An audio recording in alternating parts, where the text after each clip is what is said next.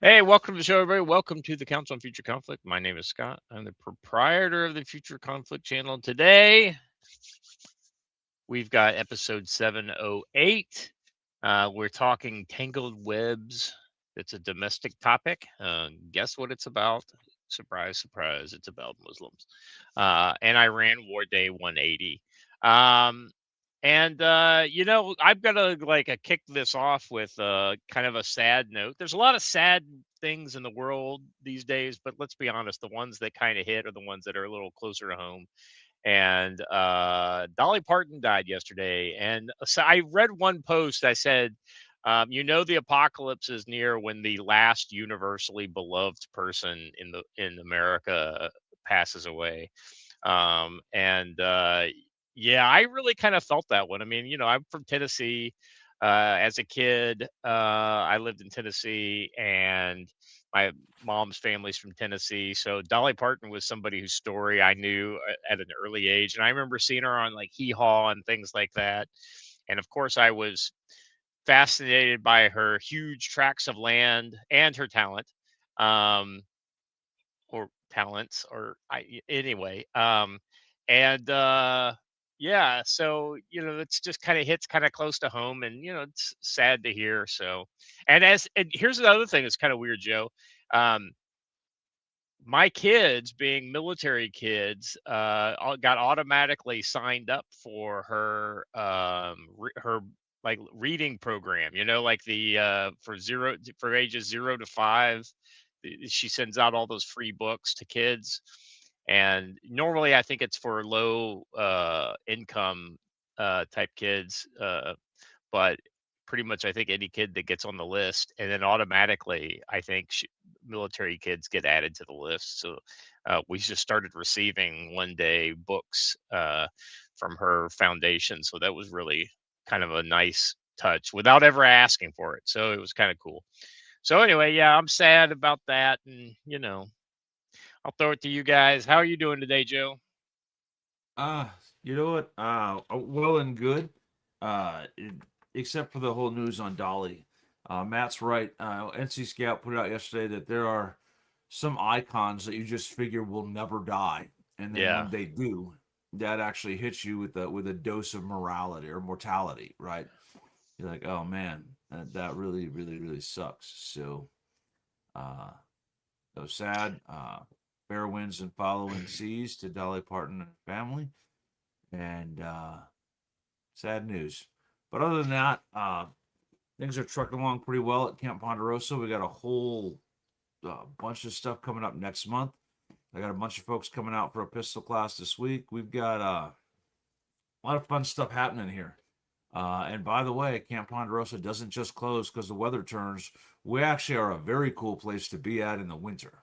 So a lot of neat stuff to do out here. So come on out. Yeah. Especially if you like snowshoes. Great place for snowshoes in the It is. winter. We did that last winter with a bunch of guys from Canada and a couple others, and it was actually a good time. And I forgot that since I don't do the whole GM or good morning thing, I will say Dobre Utra to everyone in the chat. So, One thing that just real quick before I throw it to Watcher here, one thing about like most of these old legends, right, is they tend to just kind of fade away like 10, 20 years before they pass, and then they pass and you're like, wow, I thought that person died like 10 years ago. But Dolly Parton was like consistently, I saw her like in the news and things like that. I can't think of a year that didn't go by that I didn't see some kind of presence from her, in the news or whatever. So kind of. and G Man, how dare you place that upon us? With Willie Nelson is next. Oh my Listen, man, god. come on, bro. Well, so here's like I honestly thought like Willie Nelson's a perfect example of somebody I haven't seen in public in years. And if I would, I think I would be 50-50 whether I thought he was already dead. um another one who is still out there, who has gotten a lot of good years, is Clint Eastwood. That's another one that I'm, kind of that Yeah. he's another one of those legends that Retired, right? well, but he just made a movie last year. Oh no, so you didn't hear he made an announcement this week that he retired from filmmaking finally.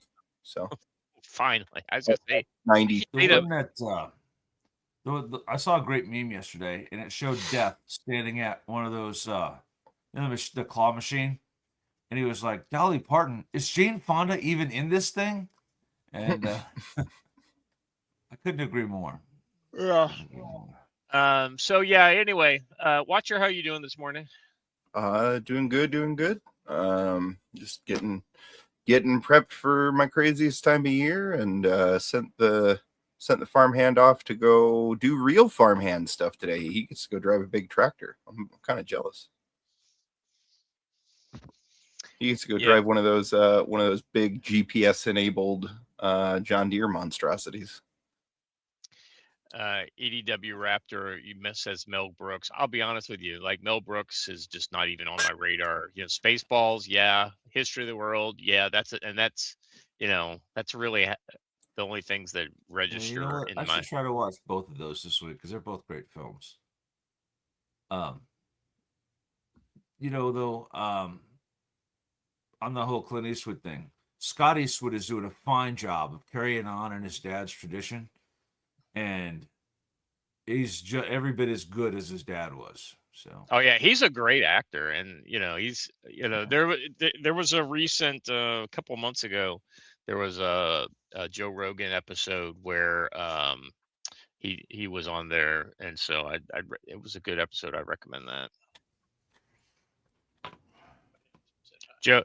My dad just came down and said hello, so just proof that I am in my parents' basement. well, hello, Mr. Bobby McCullough. Good to hear that you're out and about. He's more than out and about. He never stops. All right. All right.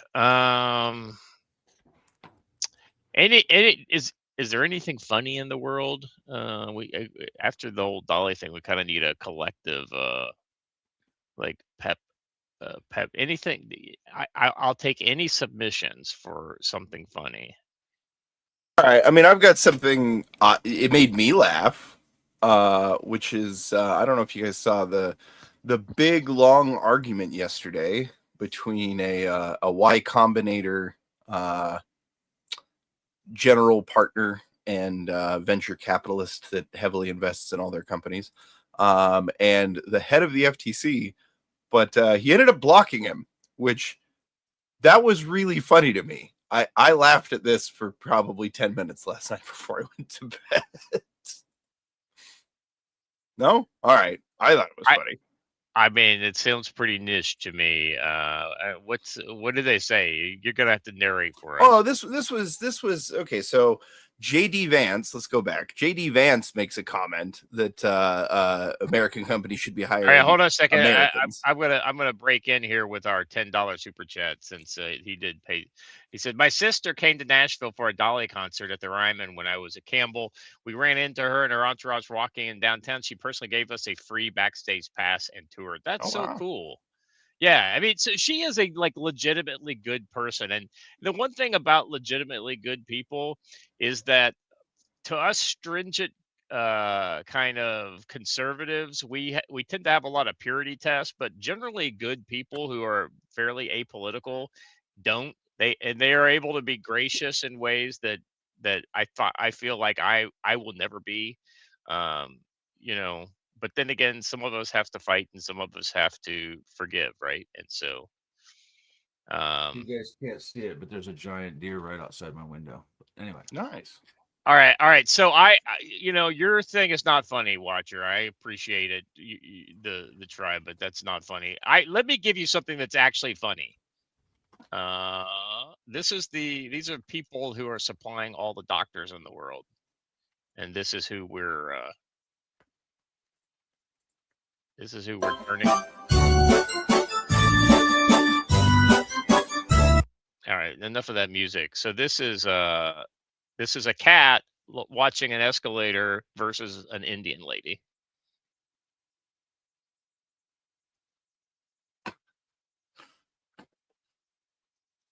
and the Good cat Lord. continues to use it, whereas they are trying to figure out if this is magic or not. Put your shoes on it. Is it like a train? Ah, ah. Yeah, right. I mean, you'd think that, oh my God, these guys don't know which way to go.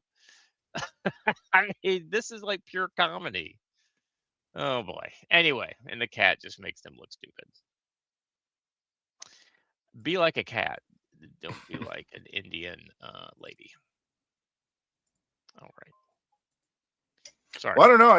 I mean, I might be sick, but the first story is kind of funny. We can just go into that one.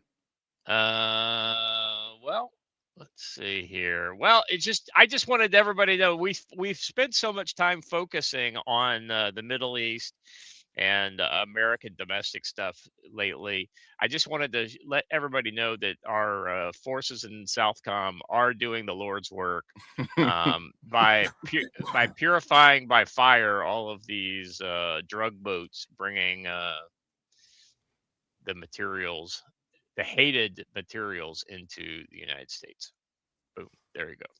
And you know what's funny is people can say whatever they want about it, but drugs are a weapon of mass destruction, right? 100%. They wreck communities, they destroy all kinds of things. I'm perfectly okay with this. This is a good use of military force. Ask China if drugs are a direct weapon of war or not. Oh yeah, well, China's the one Chinese that's believe it to be.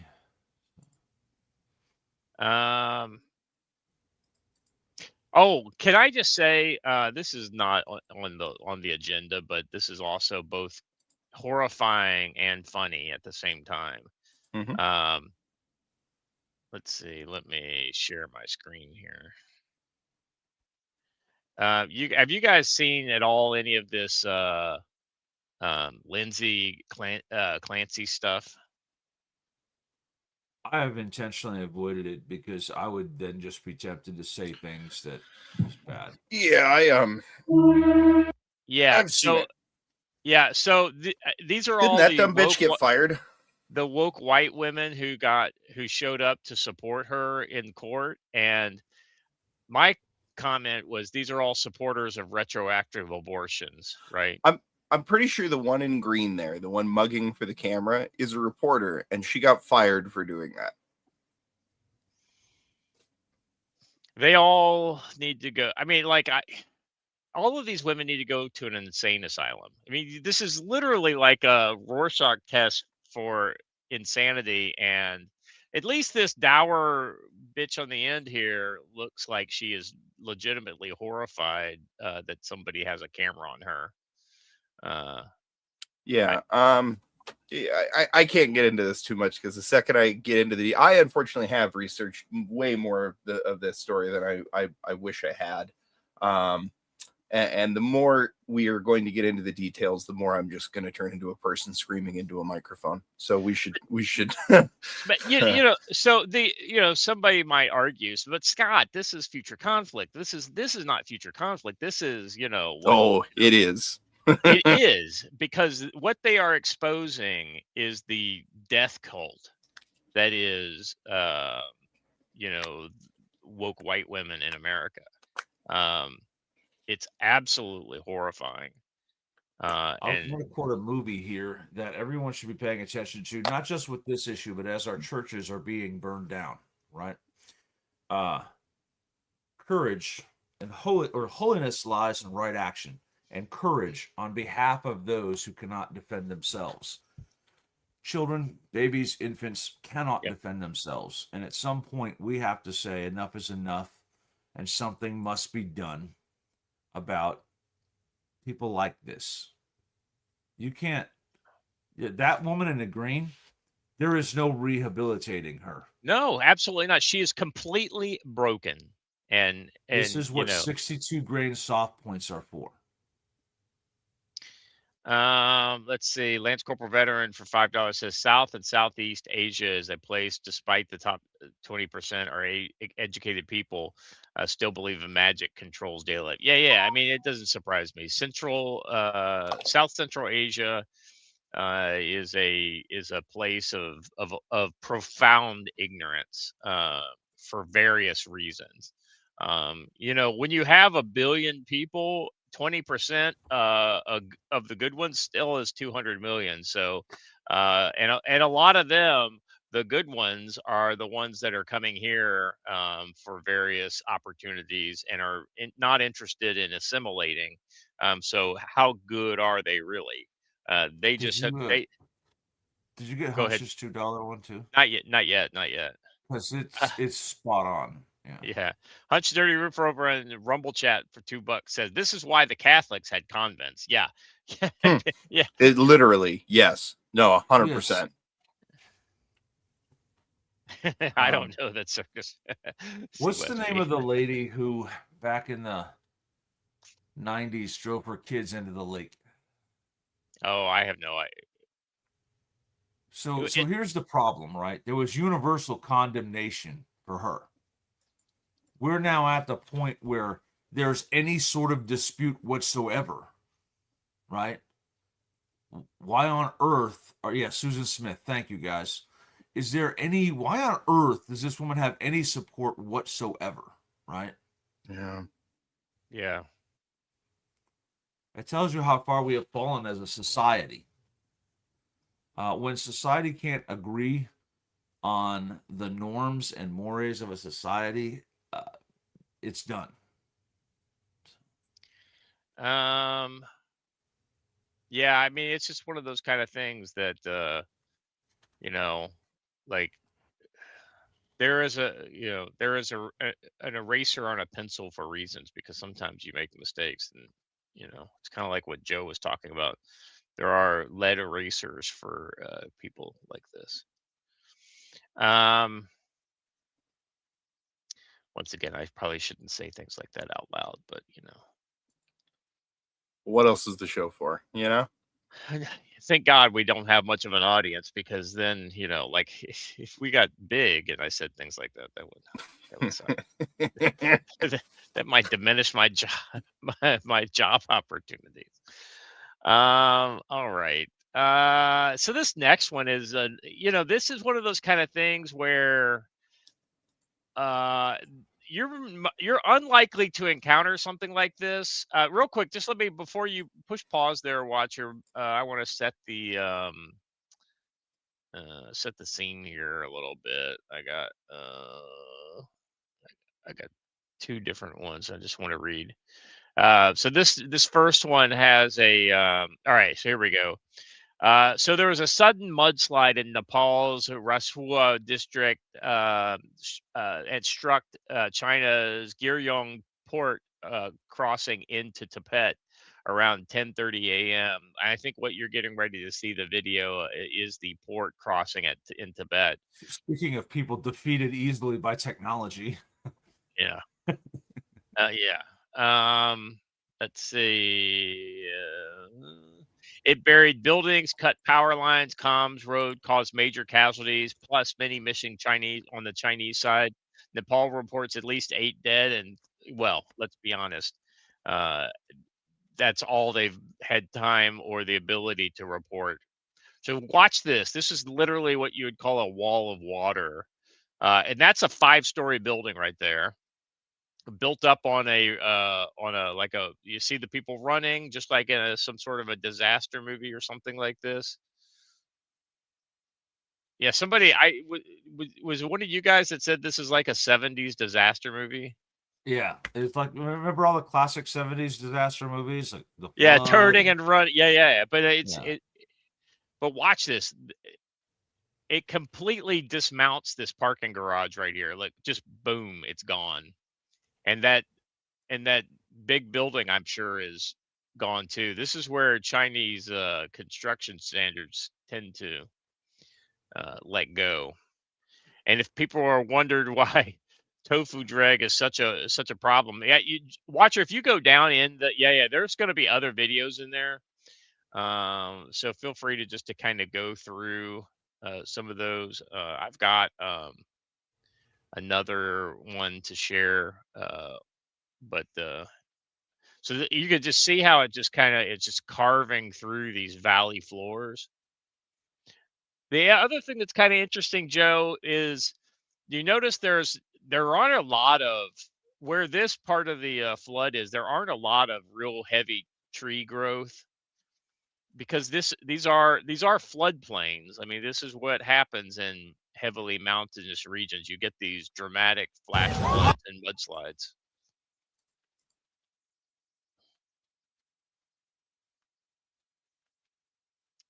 Yeah, it's like fuck your bridge. Fuck You now yo have a floating bridge. bridge. Well, and then Congratulations. the sections of bridge are now going to come and take out other sections of other bridges. And it turns into it just turns into a giant weapon that the river is floating.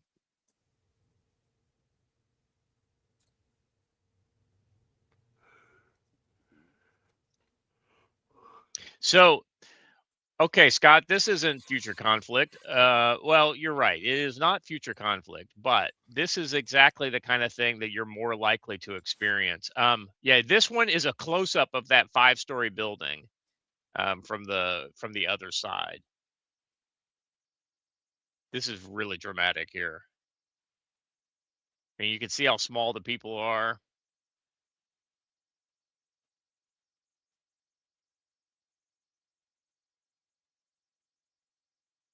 I mean, there's not a chance any of these people survived. China's saying only 380 people, and I'm not buying it. Well, Watcher, Those ones they're saying are missing. They probably know a good number of those are dead. Here's or a what good number of people are dead. Here's what the administrator will do. He's like, well, I know I had 380 people at that location, so all those people are gone. You know what I mean? Like that's how they. I mean, you got to remember this is the CCP. Right. They demand numbers yet have no ability to actually have real numbers. You know, so they just make something up. And it's undoubtedly, and I would be really you showed this one, right here. So I would be really surprised if, especially with this one right here, that it's not in the tens of thousands. This is on the Nepal side, by the way, this video. Yeah.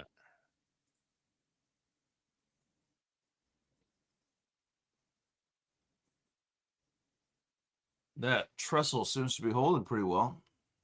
So evidently, the source of this is a glacial lake in Tibet, and it when it let go and it flowed into Nepal. So either people are already basically blaming China for this, and I mean, blaming China is never probably a wrong way to go. Well, Chinese cars float. We don't know that. We do know that. It's amphibious, Joe. That's how they're going to get to Taiwan. They're just going to drive. Smart cars too. Yeah. Oh man, that's an image. I'm just sorry. I mean, people don't survive this type of thing. There's so much shit in the water that even if you did manage to float, you'd get smashed into a building or. It's rocks and logs, and it's a blender in there. Wait a minute. There at the very beginning of that one, I thought I saw the water forming into horses. So does anyone know if Liv Tyler was around, like from the scene of Lord of the Rings, where she made the horses come out of the water? Exactly right.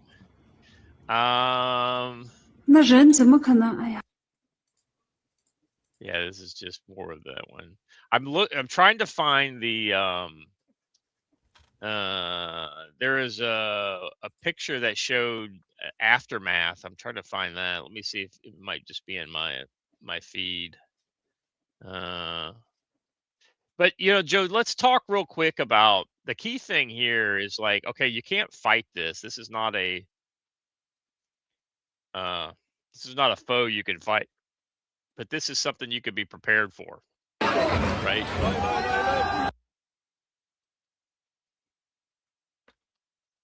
What do you think their cell communications is like right now? This is the reason why the Netherlands has a rule that each home that's occupied by more than 4 people, I think, has to have a and have an inflatable boat on the roof. So, Oh, like a fishing boat. That's funny. yeah.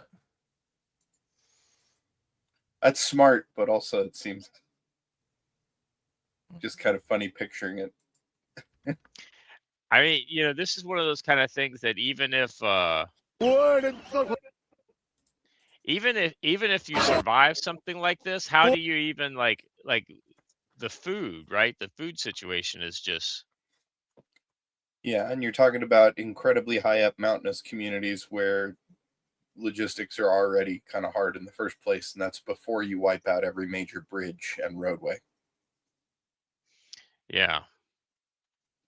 So, I mean, this is going to be, and here's the thing, right? Like, Joe, we've read some books where unexpected events like this cause major downstream, pun intended, effects uh, that were unintended and or catastrophic to world events. I think this is Um, the initial dam overtopping.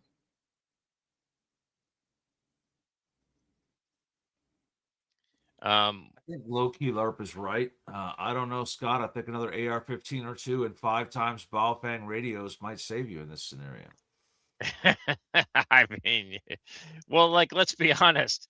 The Balfangs actually have a better chance of saving you than an AR-15 in this. I mean, as much as I like my AR-15, this is where I'd Now, had like to have a 10-watt Chinese radio. the day after this, your AR-15 will come in handy as the looters move in. Yeah. Well, as your neighbors turn into looters, right? Yeah. The people who were your friends, uh, become your enemies. Oh, that bus is not in a good place. That they need to go. Yeah. The thing it says saved by an inch. I like the irony of the emergency exit sign facing the water. I Front wonder towards why enemy. the bus has an emergency exit sign in English.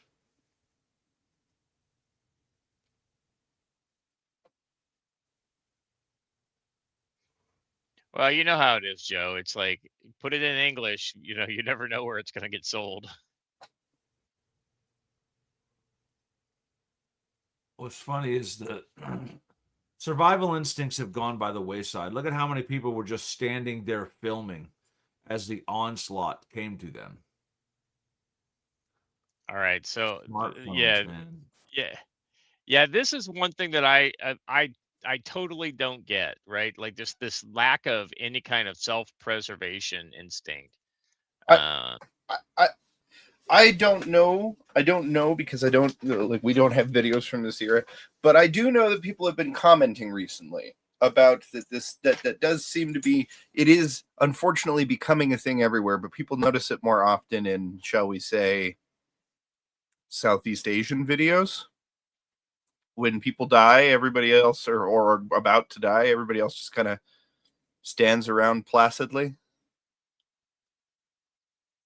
Scott, the answer to your question in the private chat is yes. Oh my God, yes. have you seen that?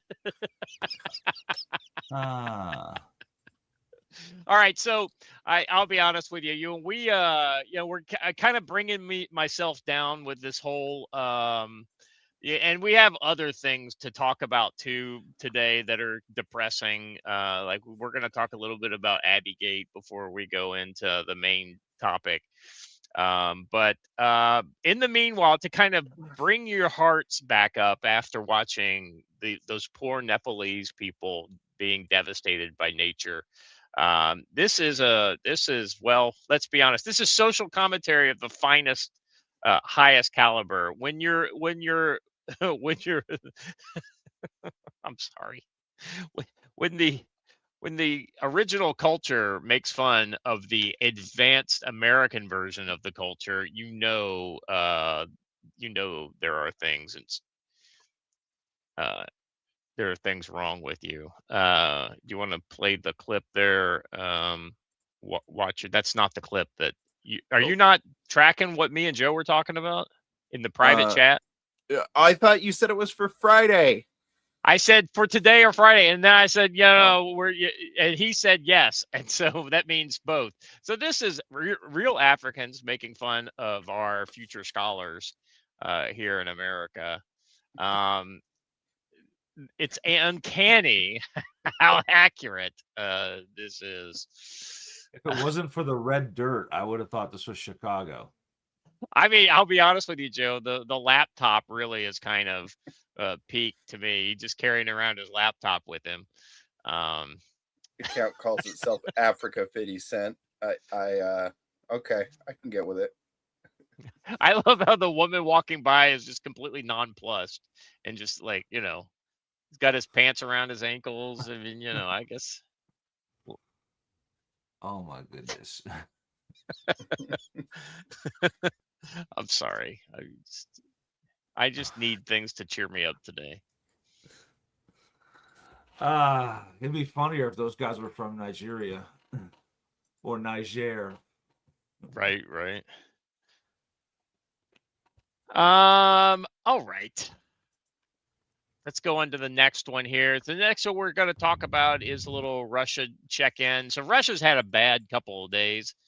Let's see here. Russia spent 6 years and $11 billion, a billion with a B, at this gas and oil refinery processing plant. Let me get them. Yeah. This is in Nizhny Novgorod, near region of Russia. The fourth largest refinery in Russia and the second largest in gasoline production is now engulfed in flames. Very, very bad news for Russian drivers. Yeah, this is a bad news for everybody because a lot of that Russian it's more than gas just was. Russian drivers. Yeah. Yeah. A lot of that Russian gas was getting out through other channels. Even to this day, a significant amount, I imagine, is going into China, if I'm honest, especially since Iran got shut off. So Western Europe. Western Europe. I thought that they pretty much kind of put the kibosh on finally last year. I guess not. I don't think so. I think that they do the same thing we do. They said so, and then they're out there issuing themselves sanctions, right? Yeah. All right. Let me give you a little more info on this. Sorry, I said that backwards. So this place, let's see, 15 to 17 million metric tons per year. That's how much it produces. That's the annual crude output through Lukoil's North Sea refinery there in Kostovo, which is still burning after local Telegram channels and residents reported an air raid alert. Drones overhead and then drones struck overnight. North Sea is the fourth largest. Besides fuel, it also turns out bitumen, diesel, aviation fuel, and supports Russian forces. It sits about 800 kilometers from the Ukrainian border, deep enough inland that a hit their state says something about how far this campaign reaches. Russian authorities haven't commented, and Kiev independent itself hasn't independently verified the strike. So the drone attacks specifically are unconfirmed, even by the outlet reporting it. This all after, like, one day after the CIA, the leader of the CIA, John Radcliffe, flies in and hours later out of Moscow on a C-17. And then the last one here is that with all this attention on the oil refineries in Russia, you'd think that maybe they've forgotten about wild berries. Think again, the company's warehoused in Kostovsk in the Tambov region was attacked. In addition, Ukrainian armed forces again struck the oil refinery in Kostov. So that's the one we were just talking about. So the interesting thing here is, Joe, I don't know if you saw this, but I guess Putin's had an announcement on the news in Russia that he's going to start fining or seizing the facilities of private companies that don't defend themselves against drone attacks and such like this. Um, It's good for the kind of new business Eric Prince just set up. Uh, I imagine there's probably a Russian analog to that. right, yeah, And it's not just wild berries that's being hit. Ozone, another yep, online retailer there, was hit 2 days ago. Uh, it's just Ukraine hitting economic targets, trying to impact daily life in Russia. Uh, Ironically, if Russia did hit an Amazon factory or Amazon warehouse in Ukraine, we would be talking about how evil they are and what a war crime it is. But yet, it's okay on the other side. But to be fair, those strikes on wild berries are probably because Russian soldiers are ordering things from wild berries, making them therefore a legitimate target. So yeah. Well, my understanding is that they were providing some like contract services to the Russian military for logistic support and things like that, yeah. which I mean, it's not we use like for instance, it's no different than us using civilian airlines and things like that to transport our troops into theater and things like that. And that's something we've done with American Airlines and United that I know of for a long time. And James Reed, we did not close the American embassy in Moscow. It was a poorly timed changing of the flag to half staff for Dolly Parton, and it was Yeah. done at the exact same moment that the DCI was in town. We did not close that embassy. Closing an embassy in this day and age, especially somewhere like Moscow, would be akin to an act of war. We didn't do it. So Yeah. That would be the biggest unforced error in the yeah. uh let's see. Yeah, Atlas Air and Omni International. Yeah, exactly right. What Evergreen was another one I think of those contract air companies. Kalita. Kalita. I never flew on that one. But I did fly on Atlas and Omni. Well, Kalita is based out of Willow Run Airport in Michigan, and I know a thing or two about Kalita Air. So. All right, moving on. We reported on Monday the coming trade war between the United States. I don't know. Did you guys see that what is it, Rob Ford or what? Rob Ford's brother. I can't remember which one is the one who died and the one who's still alive. I can't. They're so not a like It's a it's Rob Ford.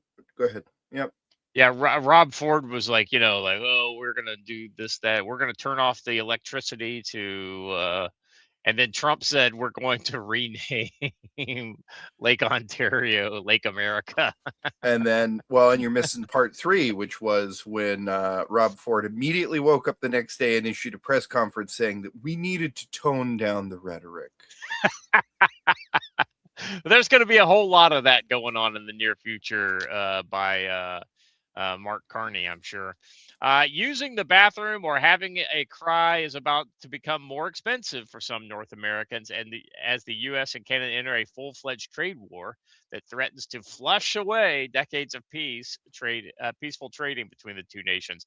After trade negotiations broke down between the two countries last weekend, Mark Carney, Canada's Prime Minister, vowed to match U.S. tariffs dollar for dollar and unveiled a list of nearly 900 American goods that will face 25% to 50% tariffs starting on 8 September. Paper products are amongst the hardest hit sectors, with Canada threatening to put tariffs on between 25 and 50% on toilet paper or facial tissue stock from 8 September in retaliation to a 50% hike by Washington, D.C.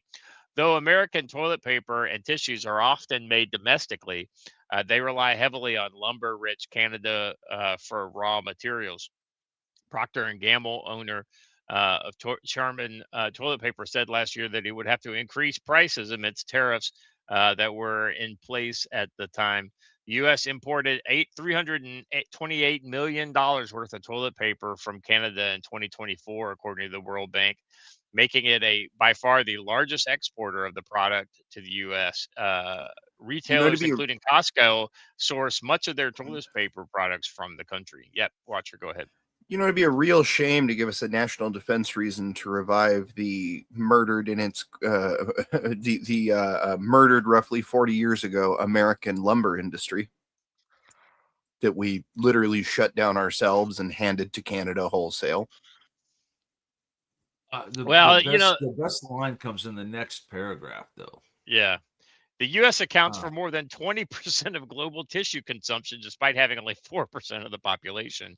The average American uses 141 rolls of toilet paper per year, making them number one for number two globally, just ahead of Germans, each using an average of 134 rolls annually. Yeah, let's be honest.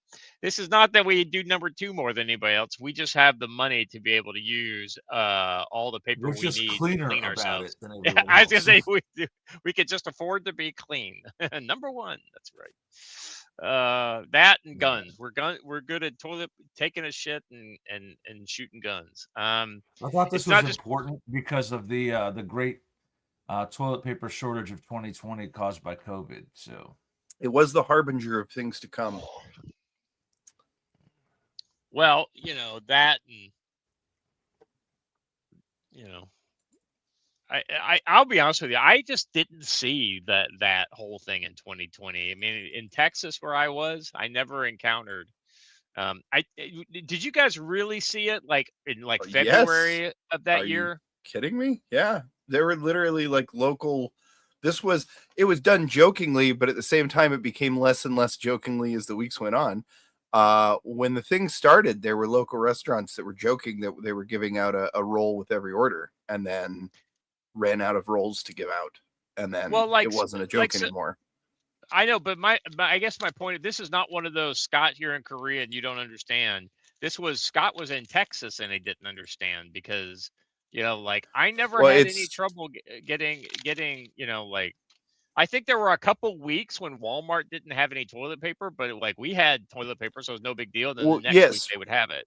I mean, everybody knows what actually happened there, right? Like there was never a shortage. The problem was everybody thought there was going to be a shortage, so everybody bought up a shit ton of it. Yeah. So like, I'm not saying if people would have just acted normally, we would have all been fine. There would have been no shortage ever. But people were panic buying, and they were panic buying for weeks. Commissary is way different than shopping at Costco. Right? That's true. Commissary, there's no risk of like a riot over toilet paper. Yeah. I mean, mostly it was probably 50-50 at the commissary and Walmart at that point, And Walmart when I finally got back to the States in what was this, February, right? You guys remember my adventure where I had to like I don't know, Joe, I don't even know if I think we were chatting at that point, but we hadn't started the future, the writer fix problems. Yeah. I think it was actually, you know what? I think it was during COVID that we first started chatting. Yep. But anyway, so I was in Europe when COVID hit. And so like I had to come back and I went through quarantine 3 different times, like army quarantine. It fucking sucked. But yes, all right. I just remember like my book Peregrine was got launched during that period of time. Ironically, I've never been vaccinated and I'm still alive. I was told that I would be dead like 4 years ago. Multiple times over. Funny thing how that happens. All right, let's see. It's not just paper products. The trade war highlights deep economic ties shared between both countries. I mean, ultimately, Canada is shooting themselves in the foot by doing this. I mean, well, look, they made it clear what they want. Their leadership has decided they want to be aligned with China. I don't understand why you'd hitch your horse to that wagon at this particular time, but that's what they've decided they're going to do. And then they generally basically just stoke the citizenry into it by doing the anti-Donald Trump thing 24/7. Like, here's the deal. I don't know if you guys know this, but like, you think our media is bad for the anti-Donald Trump thing. Imagine CNN ratcheted up to like ×2, and that's been every single Canadian outlet since 2015. Yeah. Well, then I mean, I think it's pretty clear what Mark Carney's doing. He is a bought and paid for shill for the globalist WEF crowd, and so I think that is really what's Yeah. on offer here. Um, Real quick, I'm looking over at Rumble. We got 7 of you guys, wonderful people watching on Rumble at this time, but only 18 have hit the thumbs up button. So if you would, if you're on Rumble, go over there and hit the thumbs up. Let people know that that's the best way to let Rumble know that this is interesting watching. But if it's not interesting, go ahead and do nothing or give us a thumbs down. That'd be all right too, I guess. All right. And same on YouTube if you're watching on YouTube. And for all the beautiful people watching on Joe Dolio's X account, thank you as well. 180 views I over feel there. so used. Scott If you're only watching wants to live on feed my X, body of followers. yeah, I mean, but yeah, definitely give it a retweet and let people know people are out there watching. All right, let's get into Joe. Let's talk a little bit about tactical-wisdom.com, shall we? Sure. It's a really cool website where you can learn neat things. I just put up an article the other day about what if today was that day? How ready are you right now? What's in your car? What do you have on you? What's in your pockets that can get you through? So check out that article and read a little bit about it. Uh, the idea came about because I was walking through Smith's grocery store and the power went out, and it stayed out for a good 5 minutes. But the level of panic that was happening in the normies in there was wild, right? Like, I was just walking around with my flashlight, continuing my shopping because I knew the power was coming back on. But there were people getting genuine anxiety about, what do I do? Well, the door is literally right over there. Just walk outside and be in the sunlight. You'll be fine. But you have to be thinking about, what if today was the day? Do I have all this stuff? And you also have to be thinking about the other people's reactions in a situation like that. You might be fine and perfectly calm, but if people start to panic in a situation like that and begin to stampede for the door, what do? Right? Yeah. How do you handle that? So, some ideas and thoughts in there. Pretty good stuff. Over on the training page, we've updated some stuff. I've got a couple more things to add in there. But we have a big spring training week coming, or fall training week coming up that I want to really push. September 18th through the 20th, NC Scout will be doing his RTO course here in Montana. If you haven't registered for that, you need to get registered. The 19th and 20th of September, right during that same time, Gene and Sarah from Mobile Outdoor Skills Training will be doing wilderness first aid. They put on a fantastic course on that. If you live somewhere like I do that's remote and an ambulance is at least an hour to 2 hours away, you might want some more advanced first aid skills. Their class is good for that. Then the 21st to the 23rd, NC Scout will be doing advanced RTO here, learning a little bit more about field expedient antennas and how to do things like that. The 24th of September, Kay will be teaching Hard Target Traveler, which is a course about if you're traveling to Europe or Latin America or even a blue city in the United States, how to plan that trip a little safer, how to do an area study, how to plan escape and evasion routes. There'll be some basic escape and evasion on there and some basic combatives and first aid. So a good one-day class to prep you for traveling to denied environments. The 25th to the 27th, we'll have 2 classes going on. Kay will be doing Close Quarters Battle Level 2, which is combat inside of buildings. And Matt will be doing Signals Intelligence. So there'll be a lot there. I see that Fallon Kell, one of our resident Nephilim, will be here, and I know he made a reservation for the whole time. So come on out and hang out with us, with Watcher's other cousin, and I believe that Archangel and Blue will be there. There's going to be a few others who are going to be there. So, if you're coming, let us know so that we are prepared for you and we've got it going. I know Hunch will be there too. So, it's always fun just to come and hang out with Hunch. So, good times. Check it all out, tactical-wisdom.com. Buy a book while you're there or head over to Amazon and buy it. By the way, if you live in New Zealand and you want to buy 100 copies, Amazon is your way. I'm just being honest with you. So, yeah, that's a good point, though. Oh, excuse me. Sorry about that.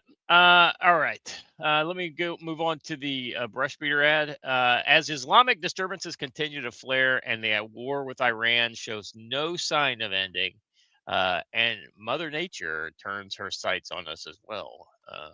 The combination of internal friction and external conflict is creating dangerous environments.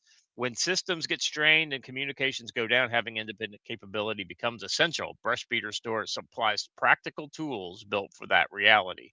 The AR-152 Pro is a durable, high-output handheld radio made for hard use. It delivers 10 watts of power, runs a large 12,000 milliamp battery, includes GPS with APRS tracking, covers expanded frequencies, including airband, and comes with multiple antenna options so you can maintain range when commercial networks fail.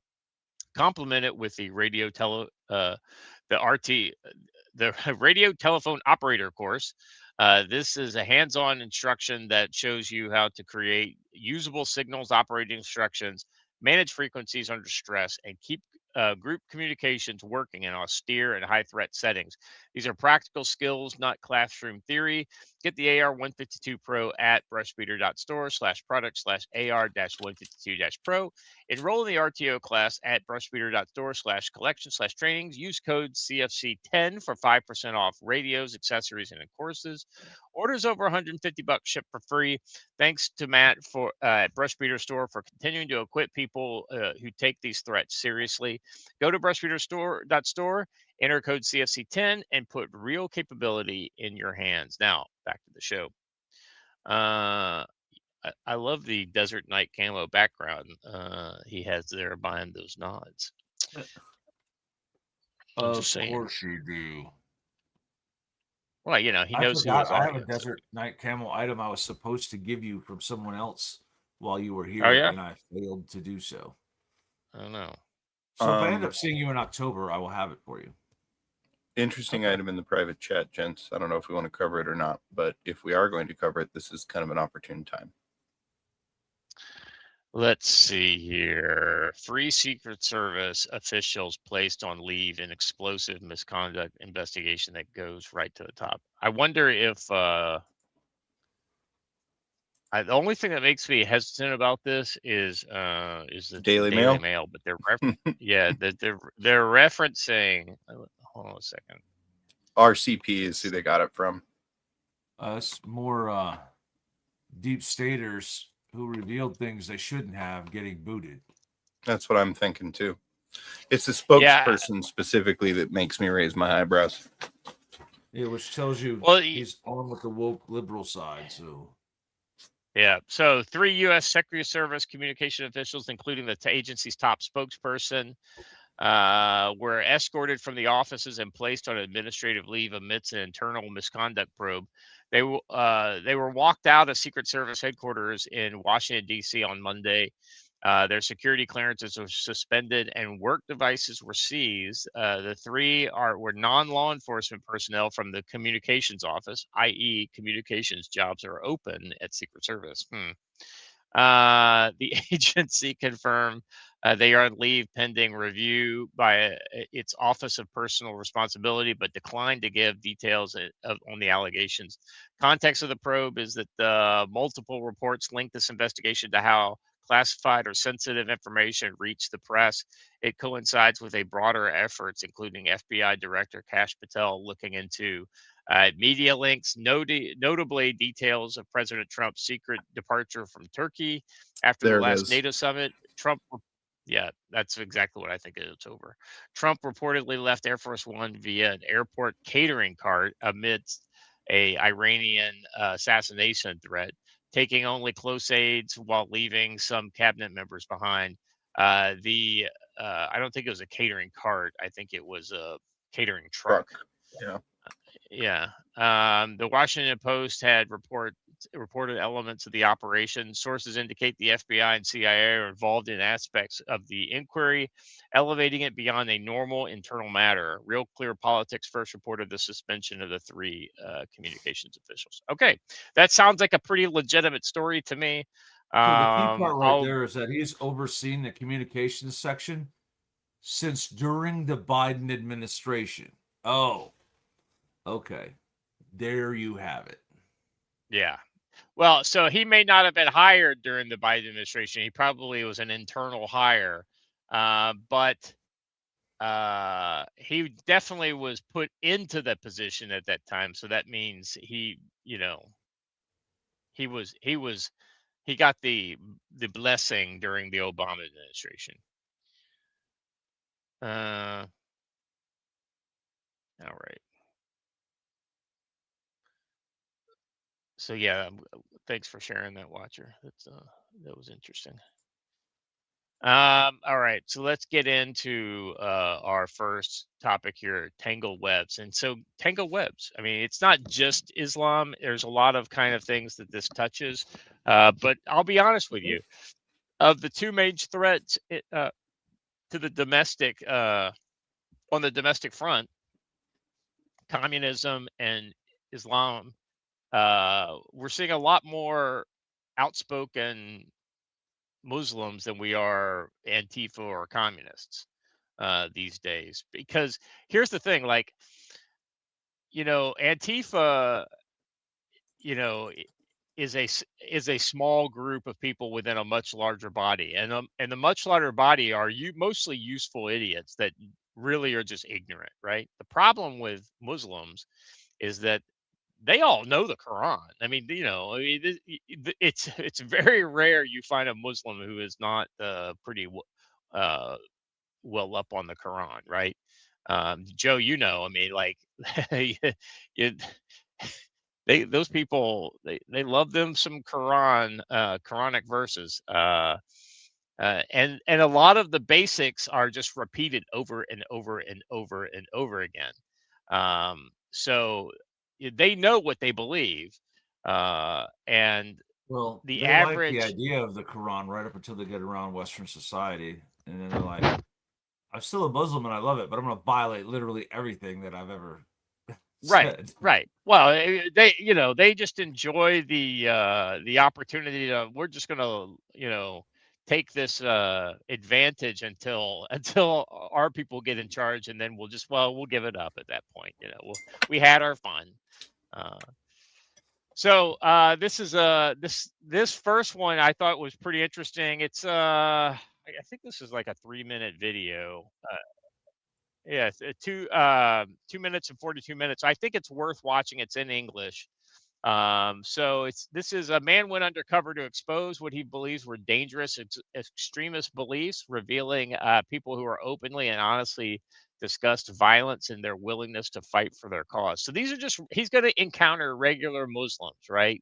And these are not necessarily the imams and things like this, right? These are just your Joe Muslim on the street, right? So let's listen to what he has to say here. For the UK, also affiliated with ISIS and Al Qaeda. Definitely, bro. As a Muslim, I want to do something. Like I want to join some group. I don't know, man. I want to go fight. You recording me? We're gonna go undercover in different mosques and interview different people to see the level of extremism in London.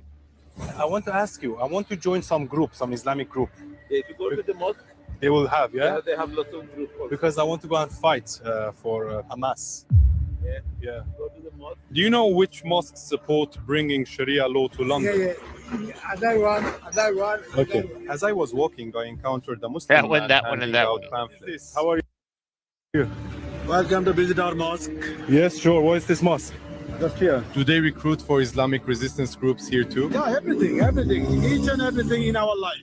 Right. And you think Sharia law is good for the UK? 100%. You want Sharia law? Yeah. Inshallah, one day we bring the caliphate to this country. Inshallah, inshallah. That was insane. So I had to go check it out. Hello, brother. Is the mosque over there? Yeah.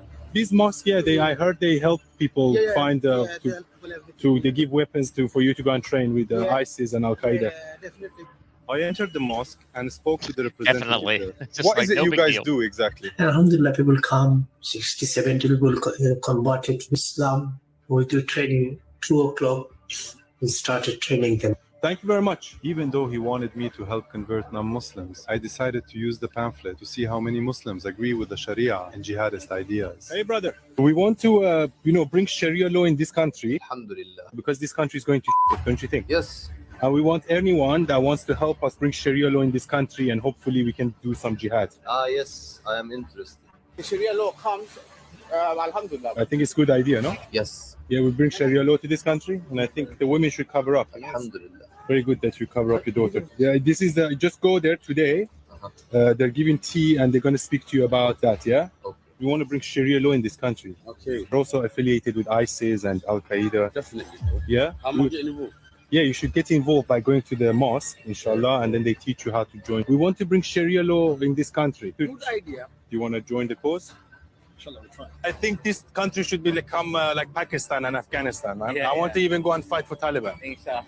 Yeah. The whole world should be Islamified, no? At the end of the day, Islam is a true religion. So I hope for everyone to become Muslim. Surprisingly, not a single Muslim objected to my radical opinions or told me I was wrong. They all agreed with my jihadist ideals of bringing Sharia to London and Islamify the whole world.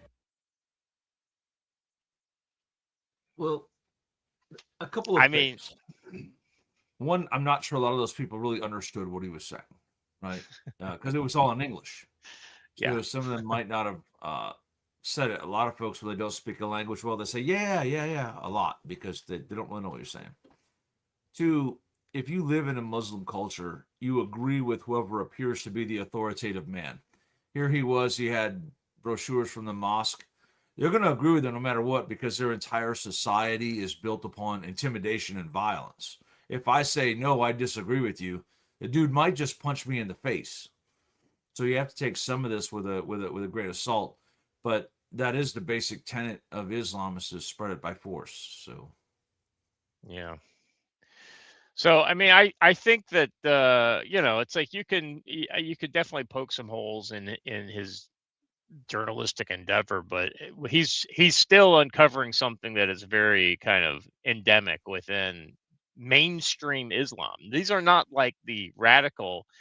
You saw the guy he talked to at the mosque. That guy just looked like a regular guy. He didn't look like a crazy bearded, like one of those ginger bearded, nut jobs that you find in England. So IQ not required. That's true. So anyway, point is that now this was in the UK, so UK is further along the spiral than we are. But if you're curious to know, it's kind of like we used to say about South Africa. You want to know where we're headed? Just look at the UK.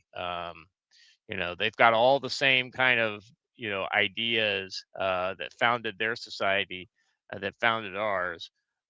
Yet somehow, they've fallen, and ultimately it's their suicidal empathy. And we took all the guilt that they felt over their empire is essentially what put them in this position today. Let's see. Let's move on to the next one here. We've got our own we've got our own Islamist running for the Senate. I thought this was interesting here, Joe. You'd appreciate talking about justice, of and there's course. a verse in the Quran that says, "Do not let another people's hatred for you stop you from doing justice? If that is not the greatest call to unity, I don't know what is. Because the thing about justice is that justice gets peace, and peace begets prosperity. Prosperity begets opportunity and friendship and love. So even when there is hate, the best answer is justice. So all of us here are united around the idea that we deserve a kind of justice in this country where you don't have to worry about what I would say here today. So when he says unite, he's not saying unite under the stars and stripes. He's saying unite under the crescent moon of Islam. If for the record, that's African Methodist guy beside him, which is about as close to Islam as you're going to find in Christianity. And you notice you don't see anybody wearing a little small hat, right? It is all about unity for everyone except the Jews. Yeah. So this the account that posted this Constitution X, never heard of this account before, but I kind of agree with what he's saying here. This is psychological warfare. This is gaslighting on a massive scale. This is how they silence you while they advance. He does not want Christians in power. He wants Sharia law. This is why he furiously opposes any ban on Sharia, because once enough of his allies get elected, the plan is to impose it. We talked about this on Monday. You know, the idea is to get their people on the police, on the school boards, on the the town councils, in becoming mayor, becoming state representatives, becoming congresspeople, and becoming senators. And ultimately, inshallah, we will become the president and take over the country. This is exactly what their vision for America is. All the liberals are so worried the conservatives are going to bring about what was that game, the one where all the women had to wear red and like habits, the robes or whatever. Handmaid's Tale. Handmaid's Tale, right? Actually, hold on. I have to say something about this because I just found it out because you brought it up. Did you know? Because I never read the books, but you got brought up to me because somebody was pointing it out. Did you know that it's weird that they all wear the red ones? Because in the book, the red ones are like the super high class elite ones, and almost all the handmaidens have to wear gray. But none of these dumb bitches are willing to put themselves in that scenario, so they always have to pick the super high class ones to go dress up as. It was pointed out to me, and I thought it's funny and it's worth mentioning. Well, Blaine says they don't need to win the presidency. They simply need a president who is too afraid to stand up to him. I mean, some say they already won the presidency. Yeah. Mr. Barack Obama.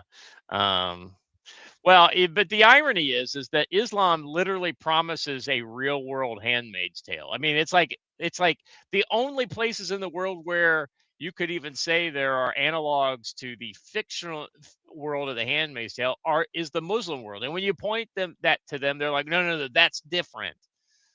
Okay, it's actually worse. You're right. It is worse. Because if I remember correctly, the Handmaid's Tale was some sort of like erotic thriller where like the women were actually having sex, but it was kind of weird. I don't know that there's a lot of that going on outside of the rapes in the Muslim world.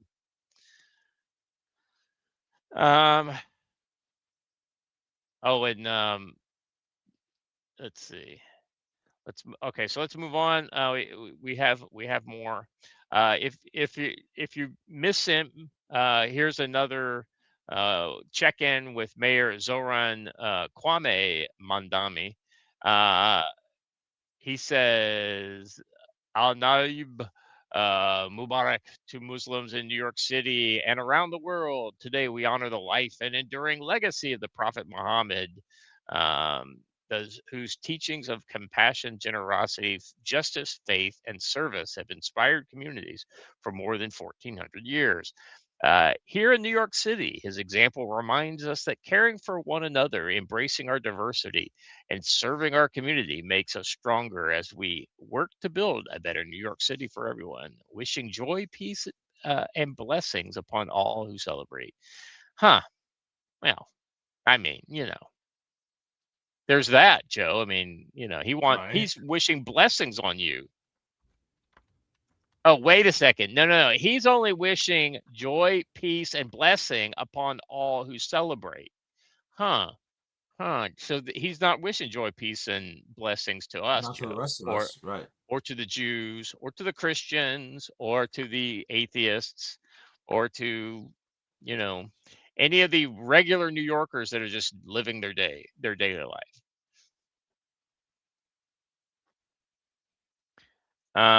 Yeah. So that's New York. Yeah.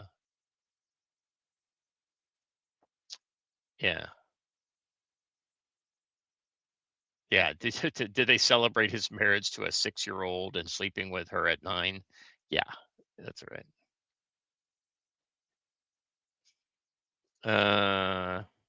All right. What's next? His teachings of compassion.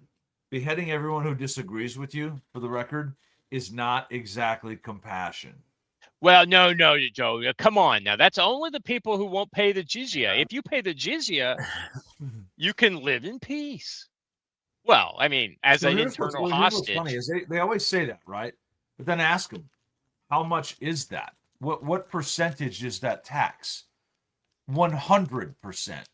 So, oh, okay. Yeah, it's so here's another interesting one. I'm gonna read some of the particulars and then we can play the video. A retired police lieutenant Douglas Deaton just blew the lid off the East Plano Islamic Center. I never realized that EPIC was a an acronym. The Sharia enclave that's been operating in Plano, Texas for 12 years and no one stopped it. In an explosive public testimony, Deaton warned Texas officials that this wasn't some future plan, it's already happening.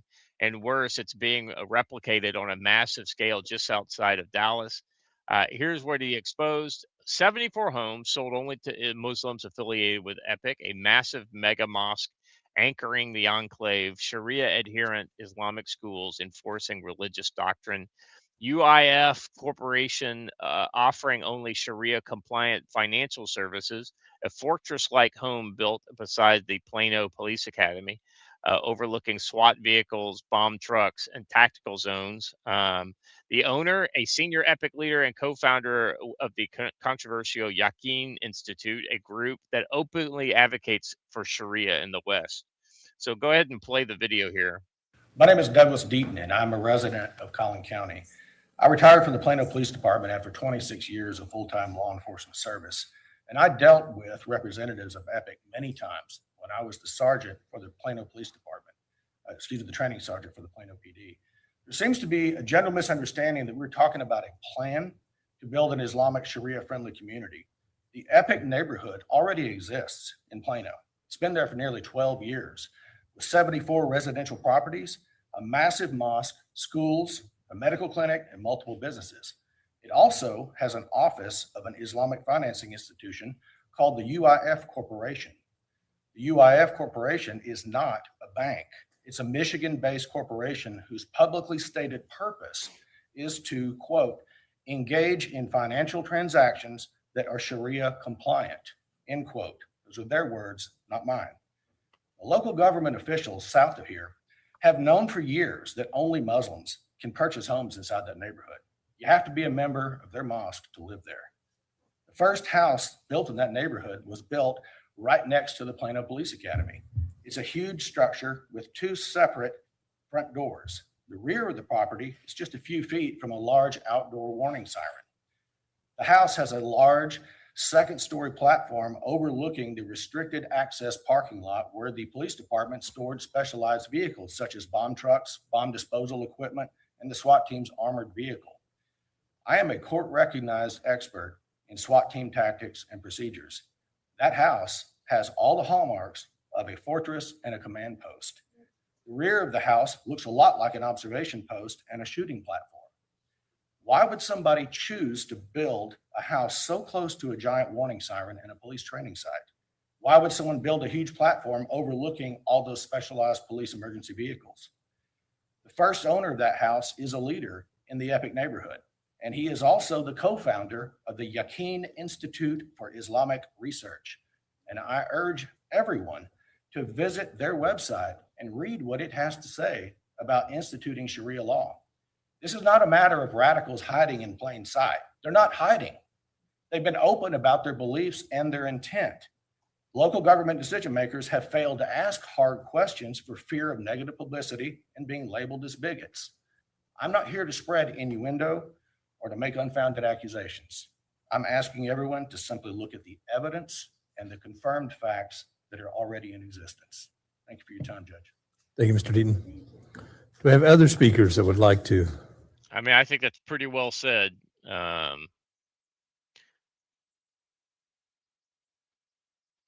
bet that guy's got a lot of intel inside his head. Yeah. Yeah, that'd be the kind of guy to tap for a task force. Yeah, pretty interesting. All right. Moving on. Gets better or worse. I don't know. Sarah Adams, a Taliban lobbyist, has been elected to Congress. Just remember, we allowed what's coming. Rising to predominance within the diaspora does not automatically make somebody a representative of that diaspora's interests, values, or aspirations for their ancestral homeland. Real Zalmay MK is a clear example. He reached the highest level. He is that a he? I don't think so. And yet the decisive moments repeatedly acted as aspirations of the Afghan people, both inside and outside the country. The consequences of those policies have helped push Afghanistan into one of the darkest periods of its people have experienced. Okay, so it is a he. I didn't know if this was a supporter or a detractor, so it's a he that probably wants to be a she. We are now seeing another version of this problem.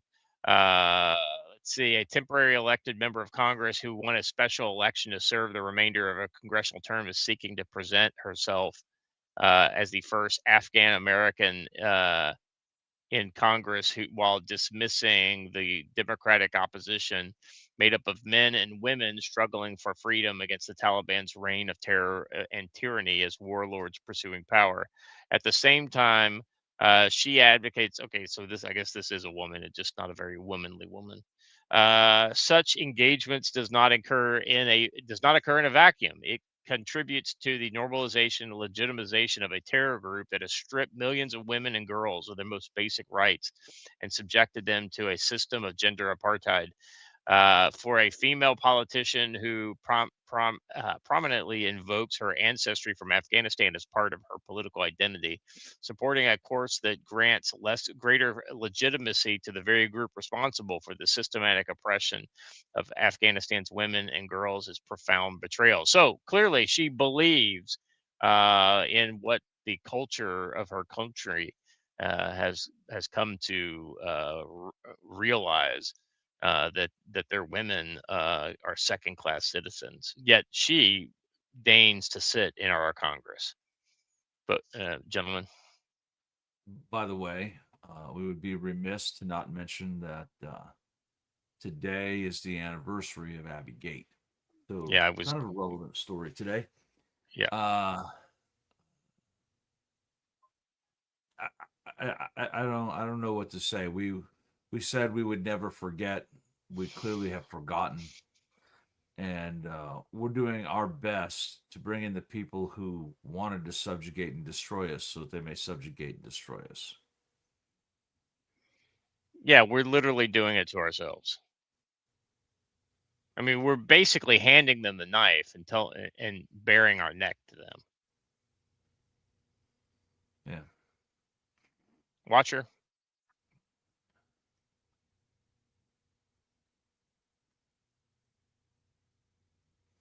Oh, hey, I'm muted. Yeah. Sad.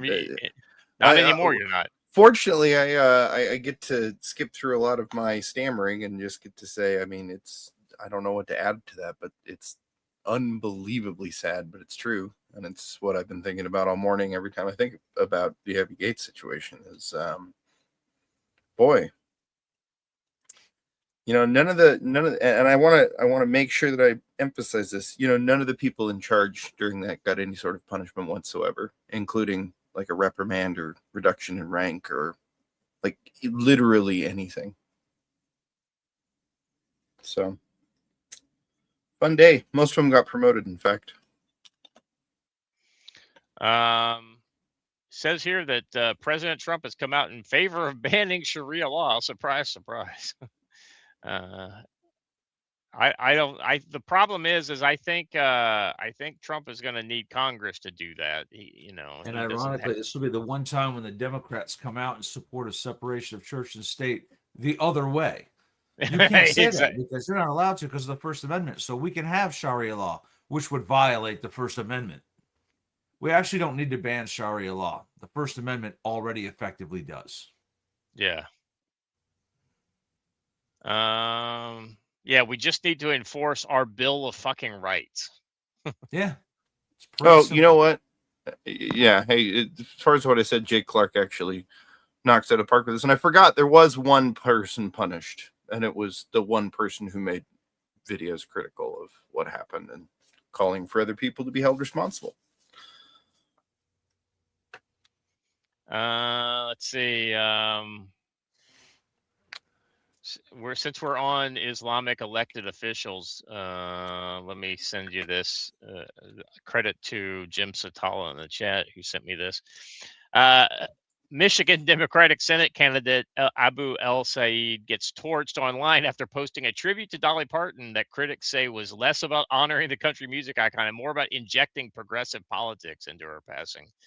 He framed Parton's legacy around poverty, inequality, and struggle, and quoted her Coat of Many Colors lyrics, drawing immediate backlash from users who accused him of exploiting her death for political gain. The post was ratioed into oblivion with far more negative responses than I guarantee you that prior to her passing, that man had never heard a Dolly Parton song in his life. Yeah, he is not a fan. Literally every ideal of Dolly Parton goes against Islam, right? Yeah.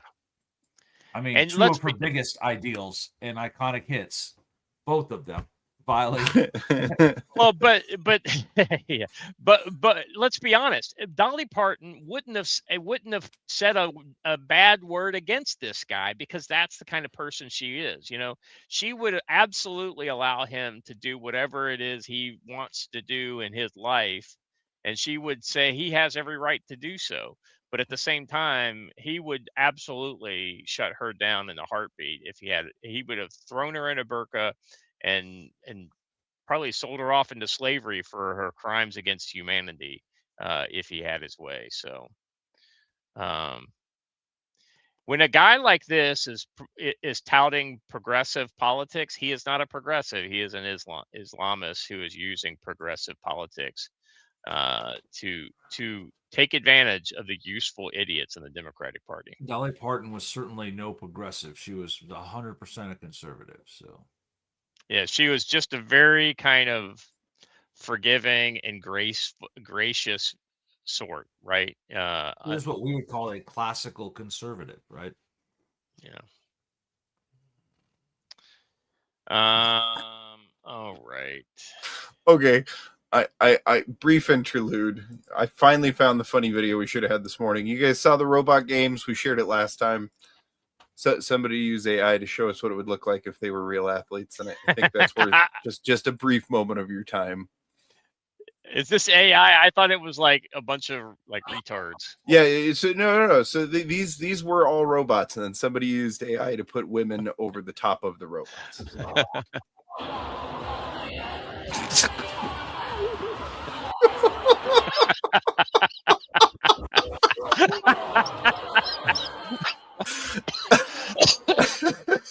Now make them play basketball, and right?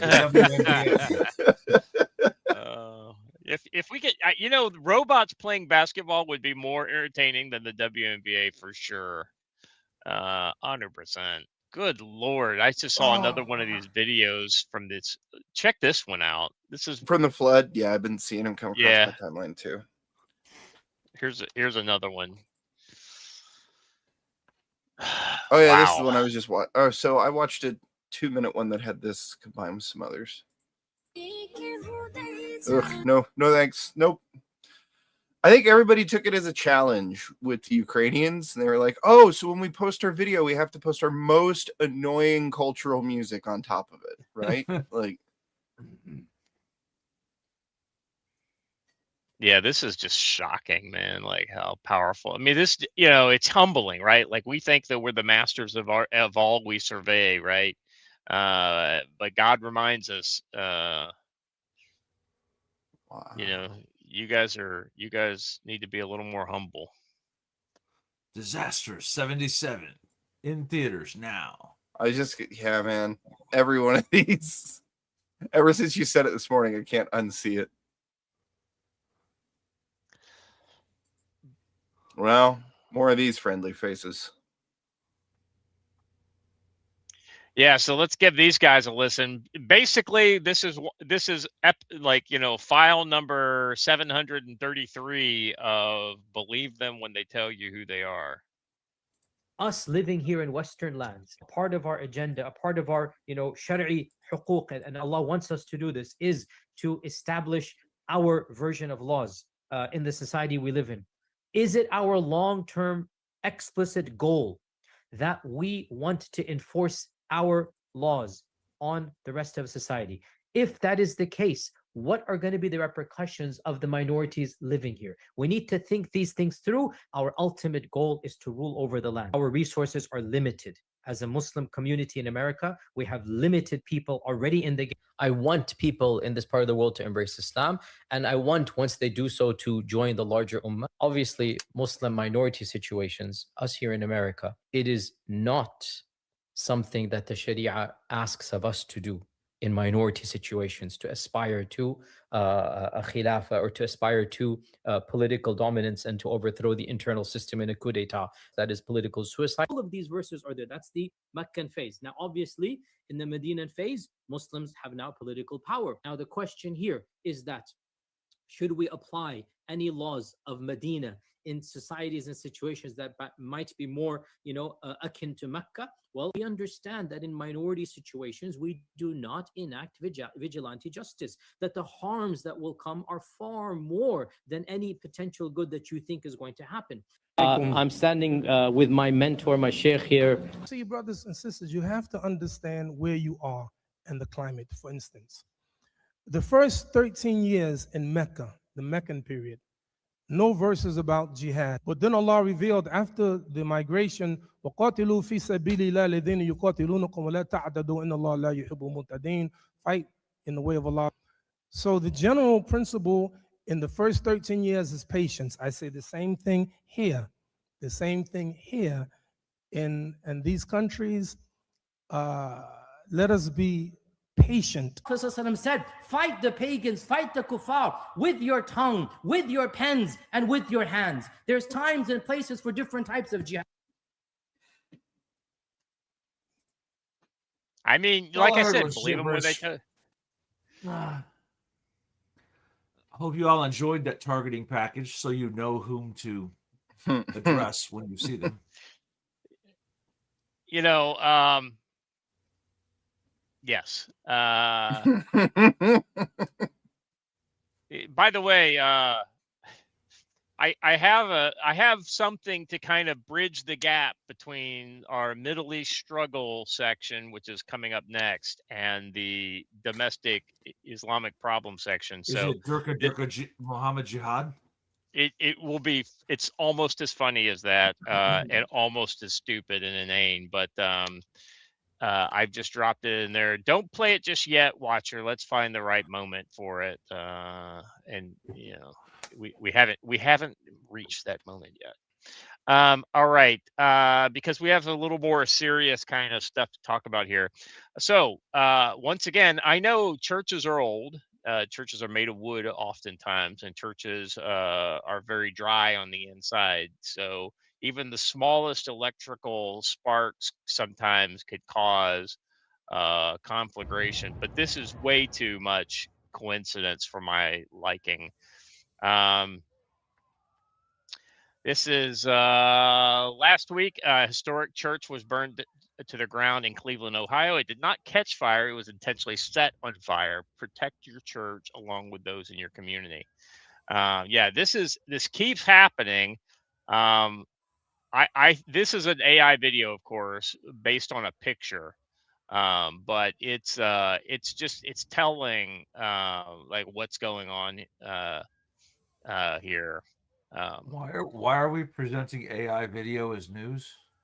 Yeah, well, I mean, it was a it was a news picture that they basically just animated it, and then I honestly didn't even see that it was video until the watcher started playing it.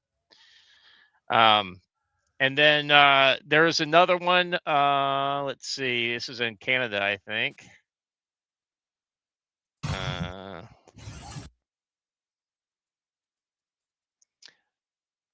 Let's see. This is Saint Simon Church in New Brunswick was completely destroyed. It's no accident. It was arson. Once again, this is expanding pattern across the West. So, yeah, this is not AI video. So, Joe, I mean, we talked a little bit about this on Monday. I mean, what do you think the practical, I mean, video surveillance, I think, is the easiest answer, like, literally like Ring doorbell kind of style cameras. That That doesn't are stop an arsonist, though. right. What It, stops an it, it, arsonist are armed men. And that's kind of where churches need to get to. I know that it yeah. sucks, but that's how we stop this. Well, and there needs So to be men in the church that are willing to volunteer their time for this, I mean, if you're a young whether man or not the church agrees. So if your church says, no, we don't want to have armed security here 24/7. It's not illegal for you to just sit there and watch your church from the outside. And when somebody goes to break in, you have a legal right and responsibility to stop that from happening. Yeah, that's exactly right. All right. Yeah, but I do not appreciate AI videos to, there's enough of this happening. You don't need to make Yeah, things up.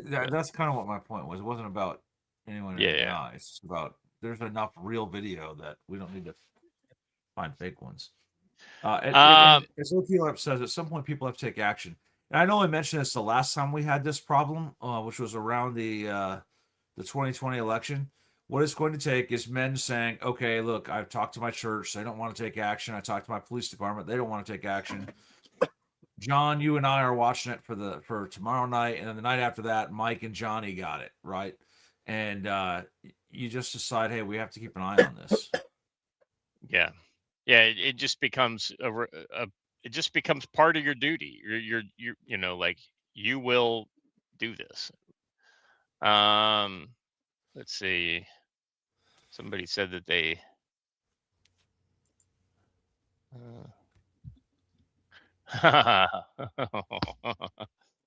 Oh, that sucks.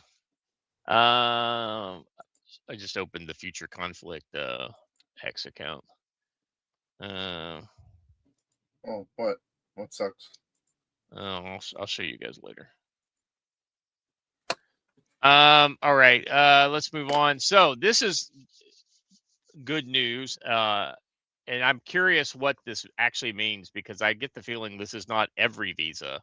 And this video that of Marco Rubio's from December 2025. So keep that in mind. President Trump and Secretary Rubio have halted all immigration visa applications until further notice. The Trump administration wants to heavily restrict who can come in and out of our country to make sure they serve our national interest. A visa is not a right. So basically, this talks about it is a legitimate pause on the visa applications. The policy led by Secretary of State Marco Rubio includes emailing cancellations to scheduled applicants and follows earlier 75 country restrictions from January 2026 that faced a federal court challenge. The action emphasizes evaluating applicants based on self-sufficiency and national interest, with visas framed as a privilege rather than a right amidst ongoing immigration enforcement. Go ahead and play the Rubio video, Our visas- acknowledging that it's an old video. Okay, who you allow to visit your country should reflect the national interest. We said that from the very beginning. It was one of the directives that we got from the president. It's one of the things he ran on. And so our visa process basically is, and there are some times we'll deny people visas because of activities they've undertaken overseas. Other times it's people that have visas but are in the United States doing things that run counter to our national interest. And the law gives us the right, and in fact, I would argue the obligation to remove people like that from our country. And we're going to continue to do it. I mean, it's as simple as that. I mean, sometimes somebody comes in and says, oh, I want to come in as a student. They're here as a student. And then once they're here, they're involved in nefarious activity. We're going to remove them from the country. But they're here as a researcher. Maybe they're here as I don't want to say journalist because you guys will get upset, but it could be anything. These are visitors to the country. A visa is a visitor. It's not a right. By the way, we deny visas every day all over the world. People will go to an embassy, they'll sit for an interview, and the consular officer will deny them a visa because of something that came up in their record, because of something that came up in their interview, whatever it may be. So if you have the power to deny someone a visa before they get one, you most certainly have the power to revoke it once they get one and then do something they shouldn't be doing. So there's a variety of reasons why visas are denied, but all of them are because it implicates our national interest or national security in some way. I think that was well said. All right, let's see. And then it's not just people coming into the country. Evidently, some people who have already come into this country on a visa might be under fire, as we're finding out that the walls are closing in on Ilhan Omar as President Trump confirms ICE enforcement proceedings are underway regarding allegations that she committed immigration fraud by marrying her brother. Let's see what this is all about. Minnesota Congresswoman Ilhan Omar back in the spotlight after President Trump brought attention back to a federal investigation involving the Somali Congresswoman. The commander-in-chief shared a report from Just the News that says ICE is refusing to release records tied to the investigation. It centers around allegations of immigration fraud tied to her 2009 marriage, the one where she had apparently married one of her own family members. Now, Omar denies the allegations and calls them false. ICE says releasing the records could interfere with ongoing enforcement proceedings. Randy, if ICE is actually investigating the Congresswoman and if she's found guilty of immigration fraud, do you think that we could actually see Omar behind bars? And if so, for how long? Well, when we are talking about a federal prosecution, it is extremely difficult to avoid going to jail for a variety of reasons. But in this particular instance, a judge is going to look at a public official very differently than an ordinary citizen. There is a notion of general deterrence, sending a message where judges have a particularly hard time dealing with public officials, dealing with attorneys. People, for lack of a better way of putting it, should know better and are held to a higher standard. So no, it would not be surprising at all. I mean, inshallah. Oh, tingly inside. I know, that's what I'm saying. Like if God wills it, I mean, so interesting developments there on that front. Who knows what's going to actually happen. Watcher, I think now's a good. Has a great point. Look at Ilhan. She and her brother aren't the first siblings to marry in that family tree. Well, let's be honest. We see that a lot in the Islamic world. All right, we got a commercial sponsor here. Here in our break. It is well, let's just call it the Abu's Candy Shop from Gaza has given us a commercial showing us how poor and impoverished the Gazans are when it comes to food. Remember, everyone, they're starving.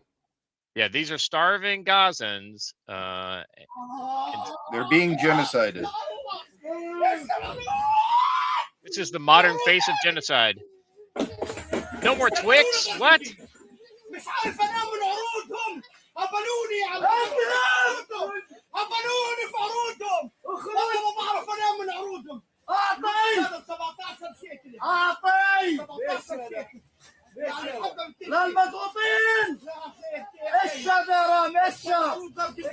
mean, he looks like he's starving. Can I just? I mean, I'm just saying. That looks like It's he like the fucking lives Twix off was the first place he needed to go to. Is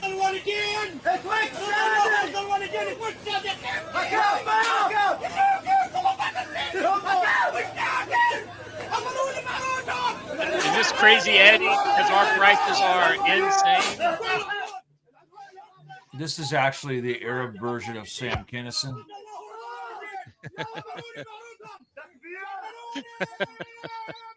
The sad thing is this is not the craziest Arab street vendor I've ever seen. Oddly enough, the modern face of genocide victims. Very good. All right, this takes us now into our Iran war segment here. Let's try to speed run this one because we're getting a little short on time. Let's see. We got another clip from Marco Rubio. Let's go ahead and play this. The U.S. is turning up the pressure with hard-hitting sanctions.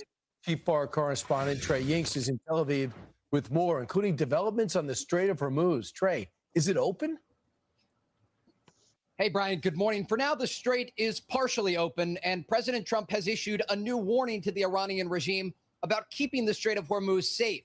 The president posted to Truth Social yesterday about this waterway, what he calls a no-mine policy, saying, I have just been informed by the United States Navy that all mines have been removed and or detonated from within the international waters of the Strait of Hormuz. Iran has been notified that any ship or boat placing new mines will be immediately and systematically destroyed.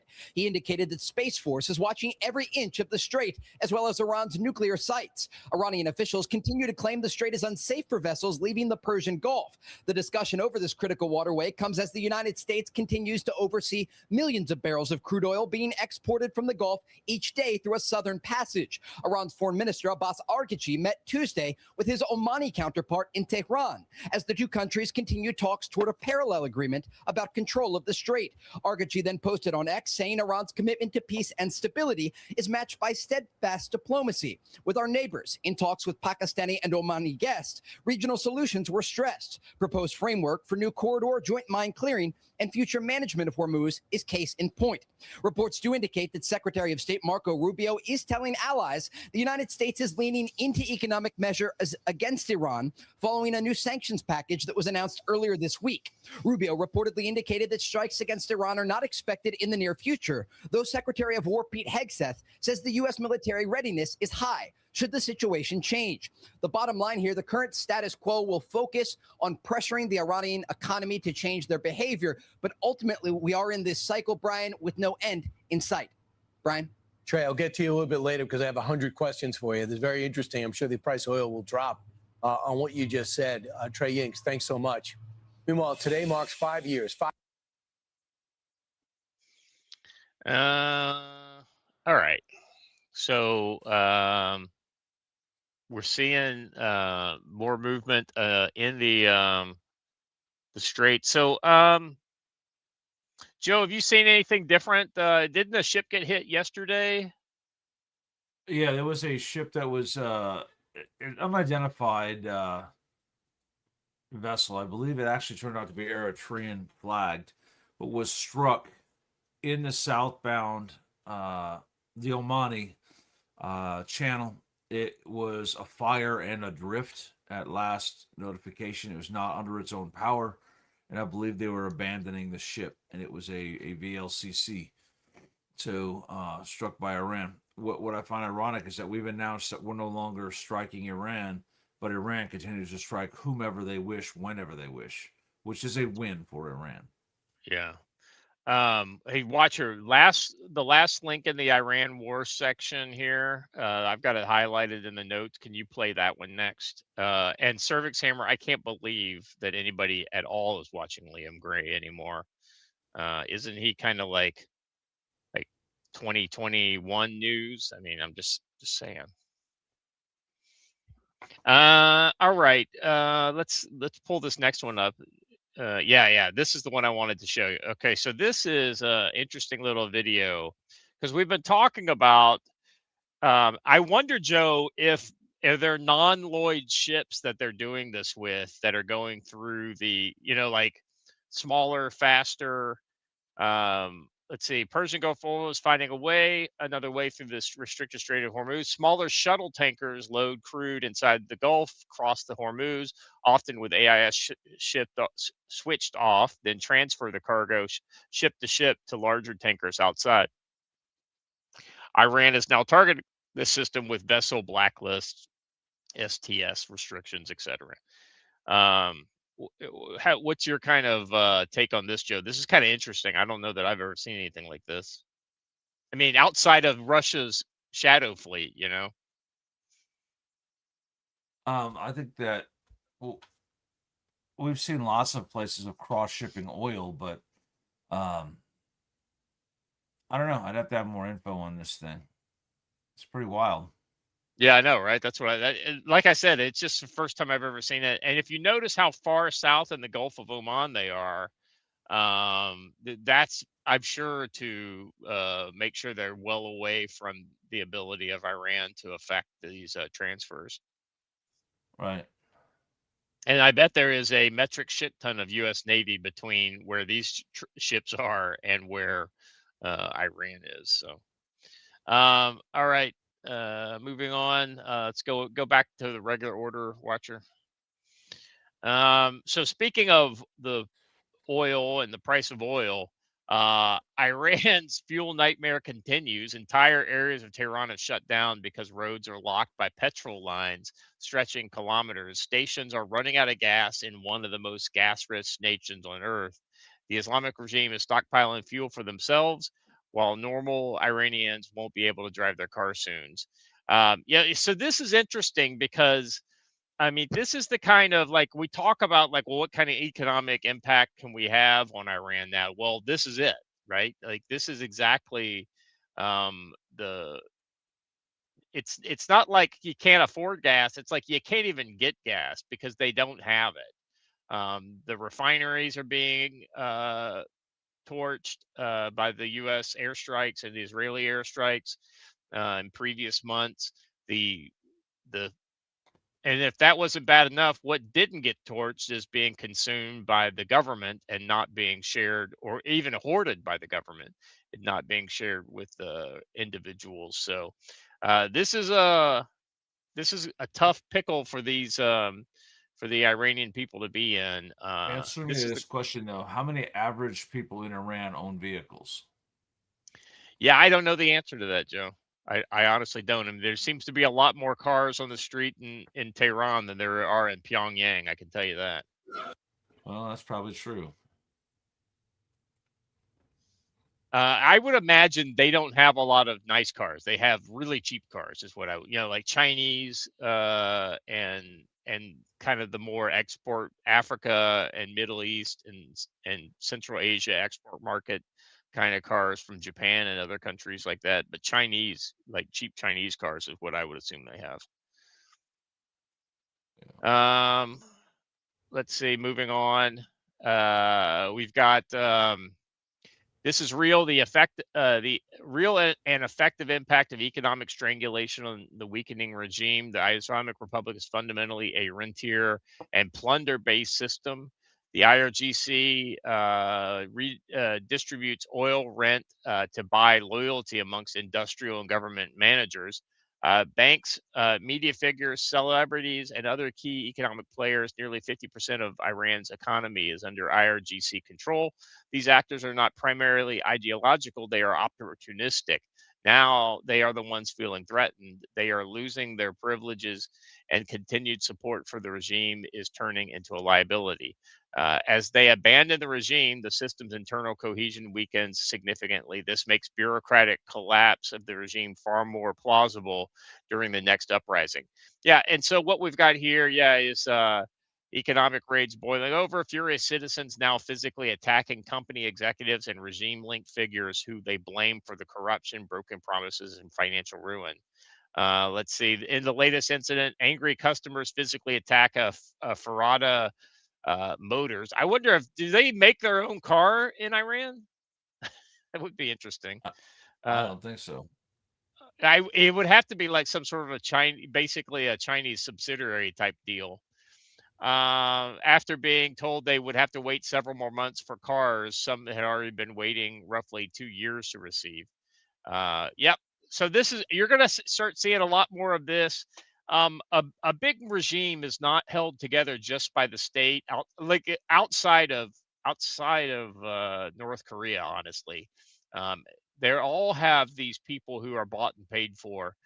But if they can't continue to buying and pay for them, then they don't stay bought. And worst case scenario, they join the resistance to the government. Best case scenario for the government in these types of situations, I think, is that they just stay on the sidelines and they don't support, the IRGC or whatever. So, I don't know enough about the economics and specifically the economics of Iran to know what this is indicative of. But things are getting pretty heated in that country. It's the Iranians just passionate about everything in life, right? That's right. About everything. Well, what you don't know is that this is actually 6 years ago, and this is a car. Yeah, they're just angry people. They're passionate. Joe, I was doing my ruck march over the weekend with and I took my daughter with me. And so she, I finished up and we were walking back to the car, and there was a family having like a 2 picnic table family, like extended family picnic, at the park. And they had posted an Iranian flag, like a Shah of Iran flag in the, dirt next to their tables. And, clearly there's some proud Persians who were supporters of Reza Pahlavi. And so it was kind of interesting to see that in the park. And I was like, I told my daughter, I was like, here's the thing, like, most of the time that would really kind of piss me off, like if it was a Somali flag or some other kind of flag. But an Iranian flag, I'm okay with. I mean, their people are currently going through. It's ambivalent to me, right? Like, I didn't go up to the people and say, "Hey, I support what you're going through," or anything like this. No, I appreciate the fact that they are people from a country that's currently in a civil struggle, and I can at least understand it. I'm still not a big fan of anybody posting foreign flags on U.S. soil. I'll tell you what I would have said is, what a better place. I'm very proud to see you guys do that, but a better place for you to do that is Iran. Yeah, it's cool to be all about Iranian independence. It's all about the return of the Shah here. Oh, it's way cooler to do it over there. And if the IRGC falls apart, those people are going to be the first people to take advantage of that. But guess what? That. They ain't. I honestly doubt that. They ain't moving back. They're going to start investing their money, and they're going to become filthy rich over it, is what they would get. But my point is, I guess I'm incredibly proud of my Italian heritage. I have never once planted an Italian flag where I was having lunch. Yeah, that's exactly right. Yeah, that's right. And I'll be honest with you. CWSP says, not that it really matters, but it's being reported that Tim Curry died. Oh, no, that would matter. No, I'm just kidding. Tim Curry. I mean, like what a Rocky Horror Picture Show is the first thing that kind of pops in my mind, but I know that's not the only thing he was. Dr. Borodin of the on the Art October. How dare you? Oh, that's right. That's right. Yeah. He has passed according to TMZ at the age of 80. Yeah. Yeah. He's 82. He's the same age as Dolly Parton. All right. I haven't found anything yet, but that's what I just saw it on TMZ here. Yeah, it's trending on X. Yeah, Rocky Horror. That's the first thing that pops in my head too. I mean, well, Scott, there is an old saying among nerds that you could tell a lot about a person by the first the first place they think of when they think of Tim Curry. Because the first place I think of when I think of Tim Curry is Red Alert. Oh, yeah, the video game. Yeah, Red October, now that I think about it, yeah. But he wasn't Tim Curry in that role, he really blended into the role, like they're fighting. Look at the captain scared them out of the Long water. John Silver from Up at Treasure Island. There's a couple of good ones there. However, yeah, that's good. However, Archangel in Blue, we don't mention that movie here. Well, hold on. I got to give it credit to the first place I remember Tim Curry from, and the first place I always think of him. I'm escaping to the one place that hasn't been corrupted by capitalism. Space. I remember that too. Just more Nepal footage coming out here. Yeah, I've been getting tagged in a lot of it. Thank you, by the way, for those tagging me. The helicopter footage is pretty crazy. Oh yeah, here's the Cardinal and the Three Musketeers. That's right. That's right. I forgot about that. Wow. Holy cow. Look at oh my God. This is a before and after picture. This is freaking nuts. Is that the one you just private linked? chat. No, Oh, it's there's two in the private chat that I've just put in. All right. So watch this. This is before and after. That's pretty. Talk I mean, about urban renewal. It's been renewed. Yeah, gentrification. Nature is healing. Watch this right here. This is like where, you know, I guess the river would split and go two different directions, but Yeah, this is one of the floods that changes the map, right?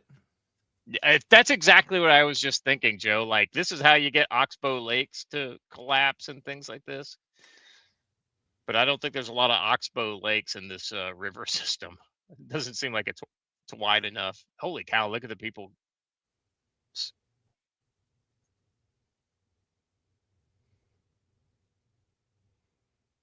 Those dudes running along the path, you ain't gonna make it.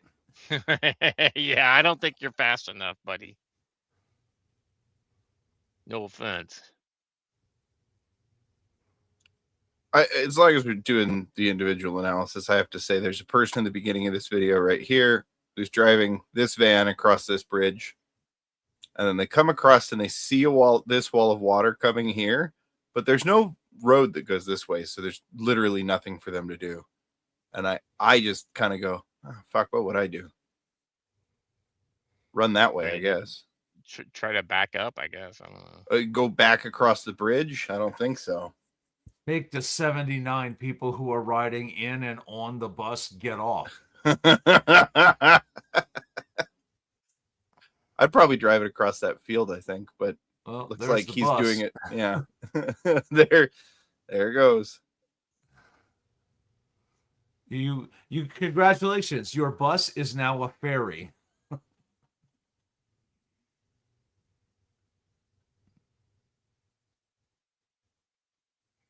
So yeah, that's a pretty dramatic footage. Don't stop running. Don't stop. You were almost out.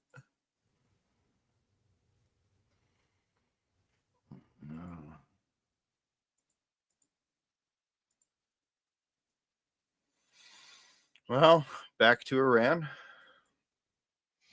Yes, because Iran is the gift that keeps on giving. Let's see, where are we on next? Oh yes, here we go. Iran's elected officials. Iran's elected officials are suddenly talking about ending the war, and the IRG is almost certainly the reason. Pezeshkian, Ghalibabad, Aragachi have said in recent days that Tehran must address poverty, inflation near 80% in public that has run out of patience. Nobody in the system speaks that way against the guard. Likely a read as the IRGC is letting the civilians carry a message it wants delivered, buying time. That's exactly right. This is not something that they really want. It's a stalling tactic to get, you know, Trump to ease up. The likelier read is that the IRGC is letting the civilians carry the message it wants delivered, buying time and testing whether a straight arrangement can be had. Watch the other move alongside it. The guard has been keeping the clerical establishment out of intelligence appointments. arguing theology isn't a qualification. Something is being rearranged in Tehran while everyone in Washington watches the sanctions list. Yeah, that last bit is definitely analysis. So I don't know that I buy it, but then again, I don't know that it's wrong either. So keep that in mind. Interesting things going on there. You know, I wanted to point something out about that last video. That wouldn't be me if I didn't say it. You cannot call yourself prepared or involved in preparedness if you cannot swim. Learn to swim. Very simple. Yeah. All right, let's move on.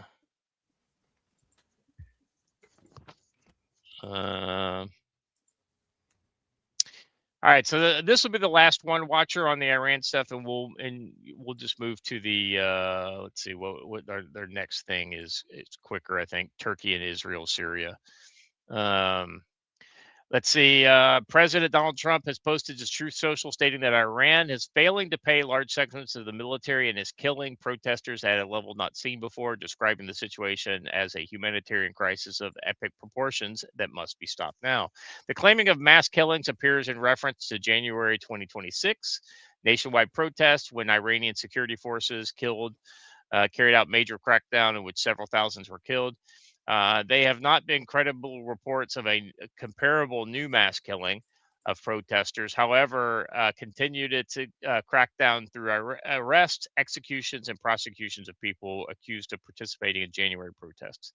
President Trump's comments come as his administration is sharply escalating pressure on Tehran.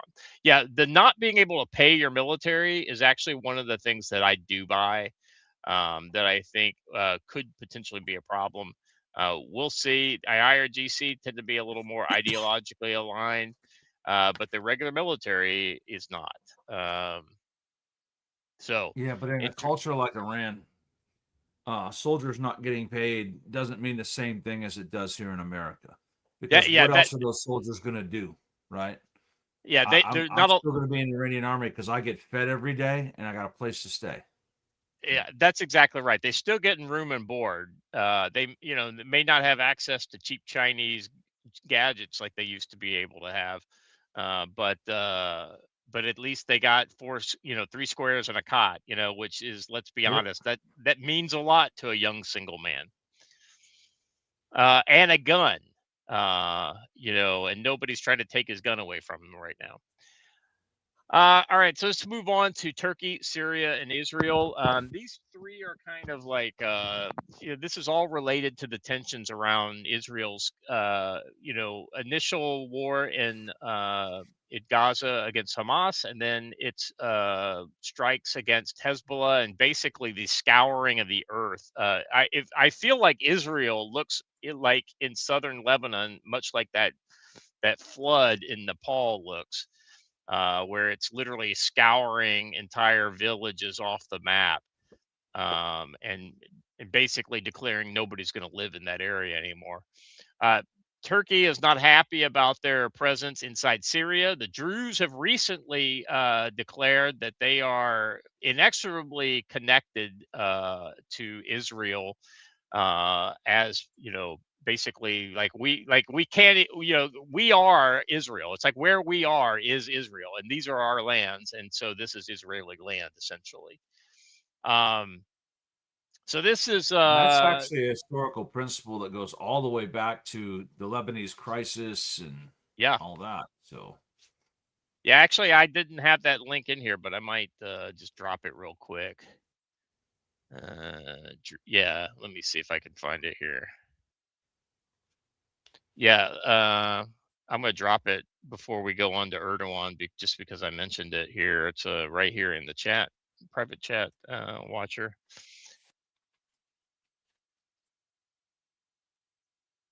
This is Hikmet al-Hijri, spiritual leader of Syria's Druze community. We as Druze are an integral part of the state of Israel. We share with it the creed and ideology. We hope that the rest of the region will follow this example. The time has come for something new to happen in the coming days.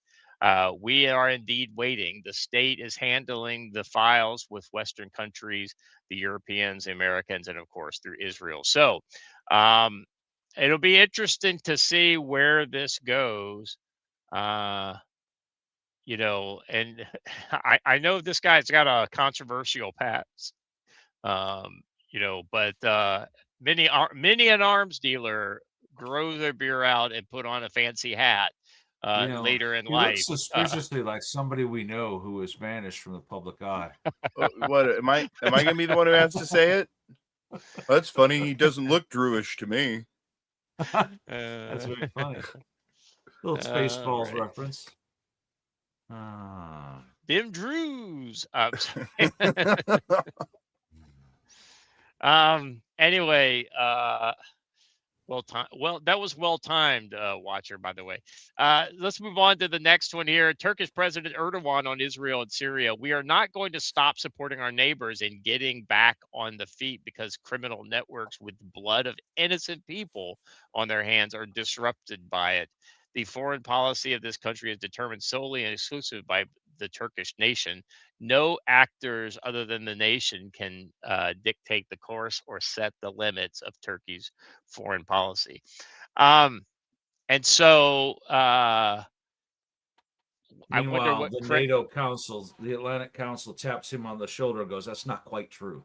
Yeah, it's not exactly quite true. I wonder who these criminal networks he refers to are. Them Because Jews.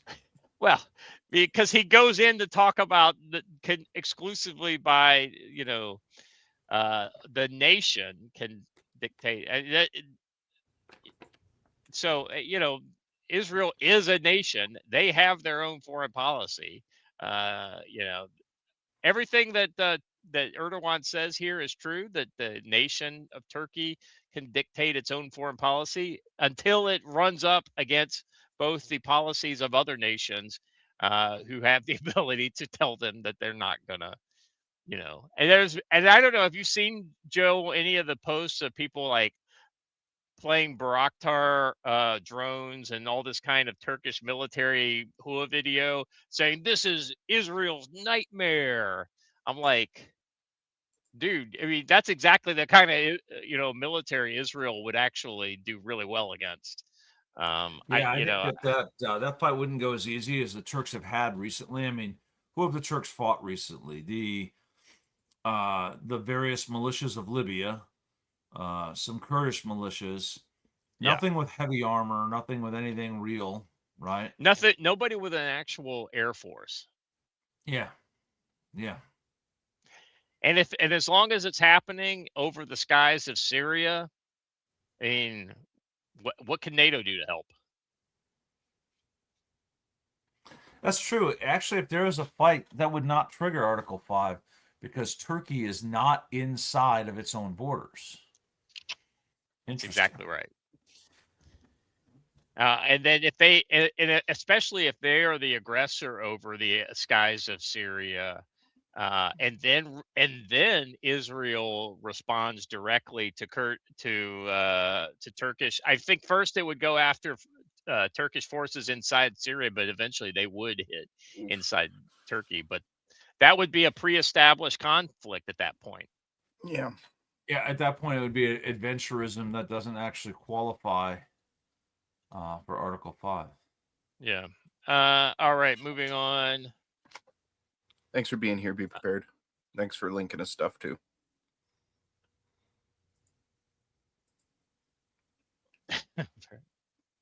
All right. Turkey is Iran's third largest trading partner. Bloomberg reports that Iran supplies 13% of Turkey's natural gas consumption, and the two countries trade billions of dollars following the sanctions announced by the U.S. against Iran on Tuesday. Turkey will have to stop significant trade with Iran or risk sanctions. Do you remember not too long ago that both Turkey and Iran were on the opposite sides of the Armenia-Azerbaijan conflict? Iran was saying that it would bolster Christian Armenian forces against Azerbaijan, Islamic forces. So, and if you guys don't know, Azerbaijan is essentially, Eastern Turkey. Don't tell the Azerbaijanis that, but that's how the Turks think of them.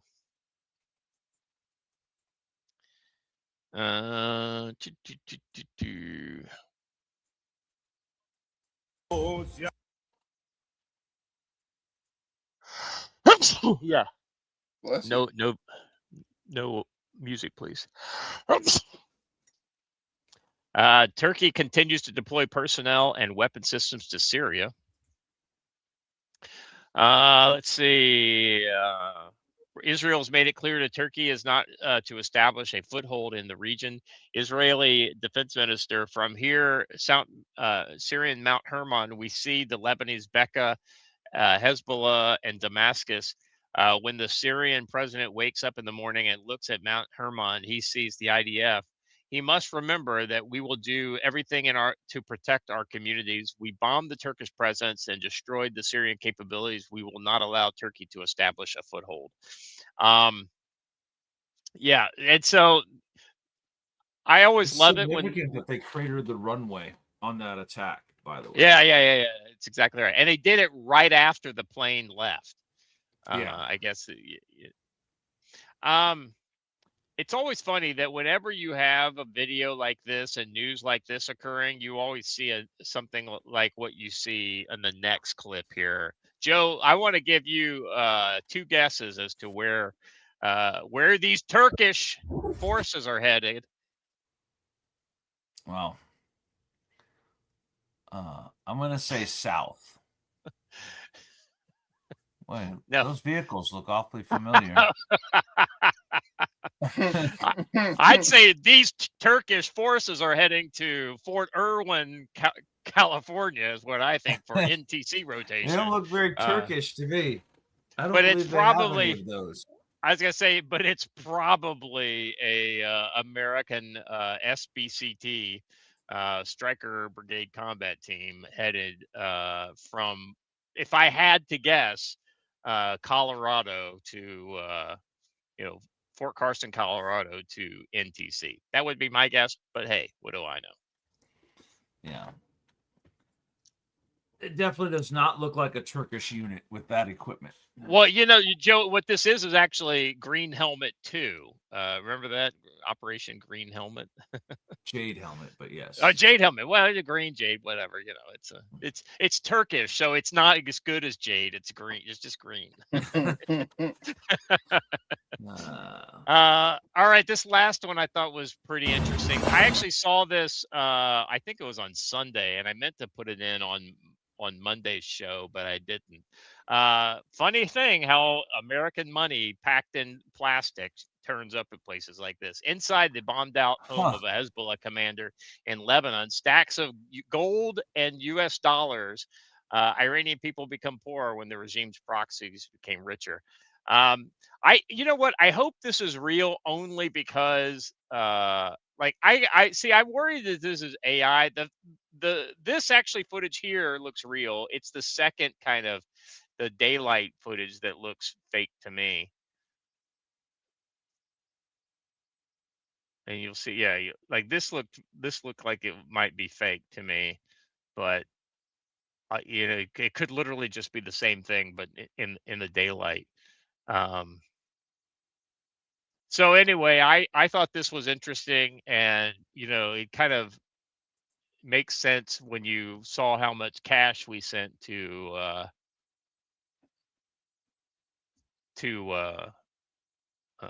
Iran back in the Obama administration. Ironically, yeah, that's how we package money when we send it in aid packages, or when we're paying off a local warlord, or That's exactly right. We basically stacks of like $100,000 stacks of $10,000 in hundreds. Vans, yeah. So anyway, well, there you go. I thought that was interesting. At least worth kind of whether fake or not. That's exactly what you found. I mean, this is All right. So hold a second. I don't know that I believe the gold bars, but cash wouldn't surprise me. Attributed to the destroyed house of Hezbollah and Radwan Force Battalion Commander Ali Samir al-Hajjaj Hassan. He and his family were killed in a confirmed IDF strike on the command site in Ansar, southern Lebanon, around August 15th, 2026. No independent mainstream reporting has verified the specific origin of the footage of cash and gold. Hezbollah is documented to store large cash and gold reserves. So, I mean, even if this is completely fake, it is still illustrative of exactly what has been found at previous sites before. And I know for a fact that the Taliban had kept money exactly like this. Like, you remember the video of all the seized cash that the Taliban had after the, we were talking about Abbey Gate earlier, after the fall of Afghanistan. They just, rolled in, and it's like, this money is now all ours. All right, we went a little long. Apologies for that. Thank you guys for sticking with us. Let's go around the horn real quick. Joe, prediction? Iran's going to continue to schwack ships. There was some very interesting video that went on, or not video, conversation that went on yesterday around a Eritrean flag tanker that was seized several days ago in the Red Sea. It is now it is now off the coast of Mogadishu, adrift. So I would be surprised if that ship does not get retaken by someone over the weekend, and then it be attributed to some big navy. So interesting. It supposedly has 7 hijackers on board, but it's now not underpowered. It's just adrift off Mogadishu. So it'll be interesting to see what happens with that ship. Watcher? Yeah. I am now curious to see if Iran's threat to carry out attacks in the homeland here in the U.S. was at all warranted. I didn't really put any weight at it at the time because I figured if they had the ability to do so, they'd have done it far earlier than now. But they are kind of the most desperate they've ever been. So I don't know. Keep eyes out. Yeah. That's actually a good point, Watcher. What if that's what the purpose of Radcliffe's trip was? To say, hey, rein in your boys before they impact power somewhere that can't be undone. And this sends us all down a bad path. Yep. That's what my thought was on the Radcliffe trip, but we shall see. Yeah. I bottom line is, as I told the guys this before the show, my take on Radcliffe's trip is that he went there to talk to some people about some things, and we have no idea exactly what X things he talked about, and we have no idea about why effects that continued behavior would have. So it's just one of those kind of things that's like, any news you see, unless it comes directly from the administration, is just guess. It's just guessing. And the fact that you've got, I trust it if it did come from the administration. that's what I'm saying, right? I mean, it's like that I would at least think that it's official disinformation at that point. You know what I mean? Right. But and so there's no good reason. Anybody who says they know what happened doesn't know. So just keep that in mind. All right, that's all I got for today. Thank you guys for being here. Chat, you guys were awesome as always. Thank you, Joe Watcher. We will be back on Friday. We may have a dedicated domestic show. Who knows? Depends on what happens between now and then. We'll be back on Friday at the same time on the same channel. If you haven't done it already, please like the video, subscribe to the channel, hit the bell for notifications. Let people know you're getting some good stuff here on Council for Future Conflicts. Thank you guys very much. And as always, stay safe.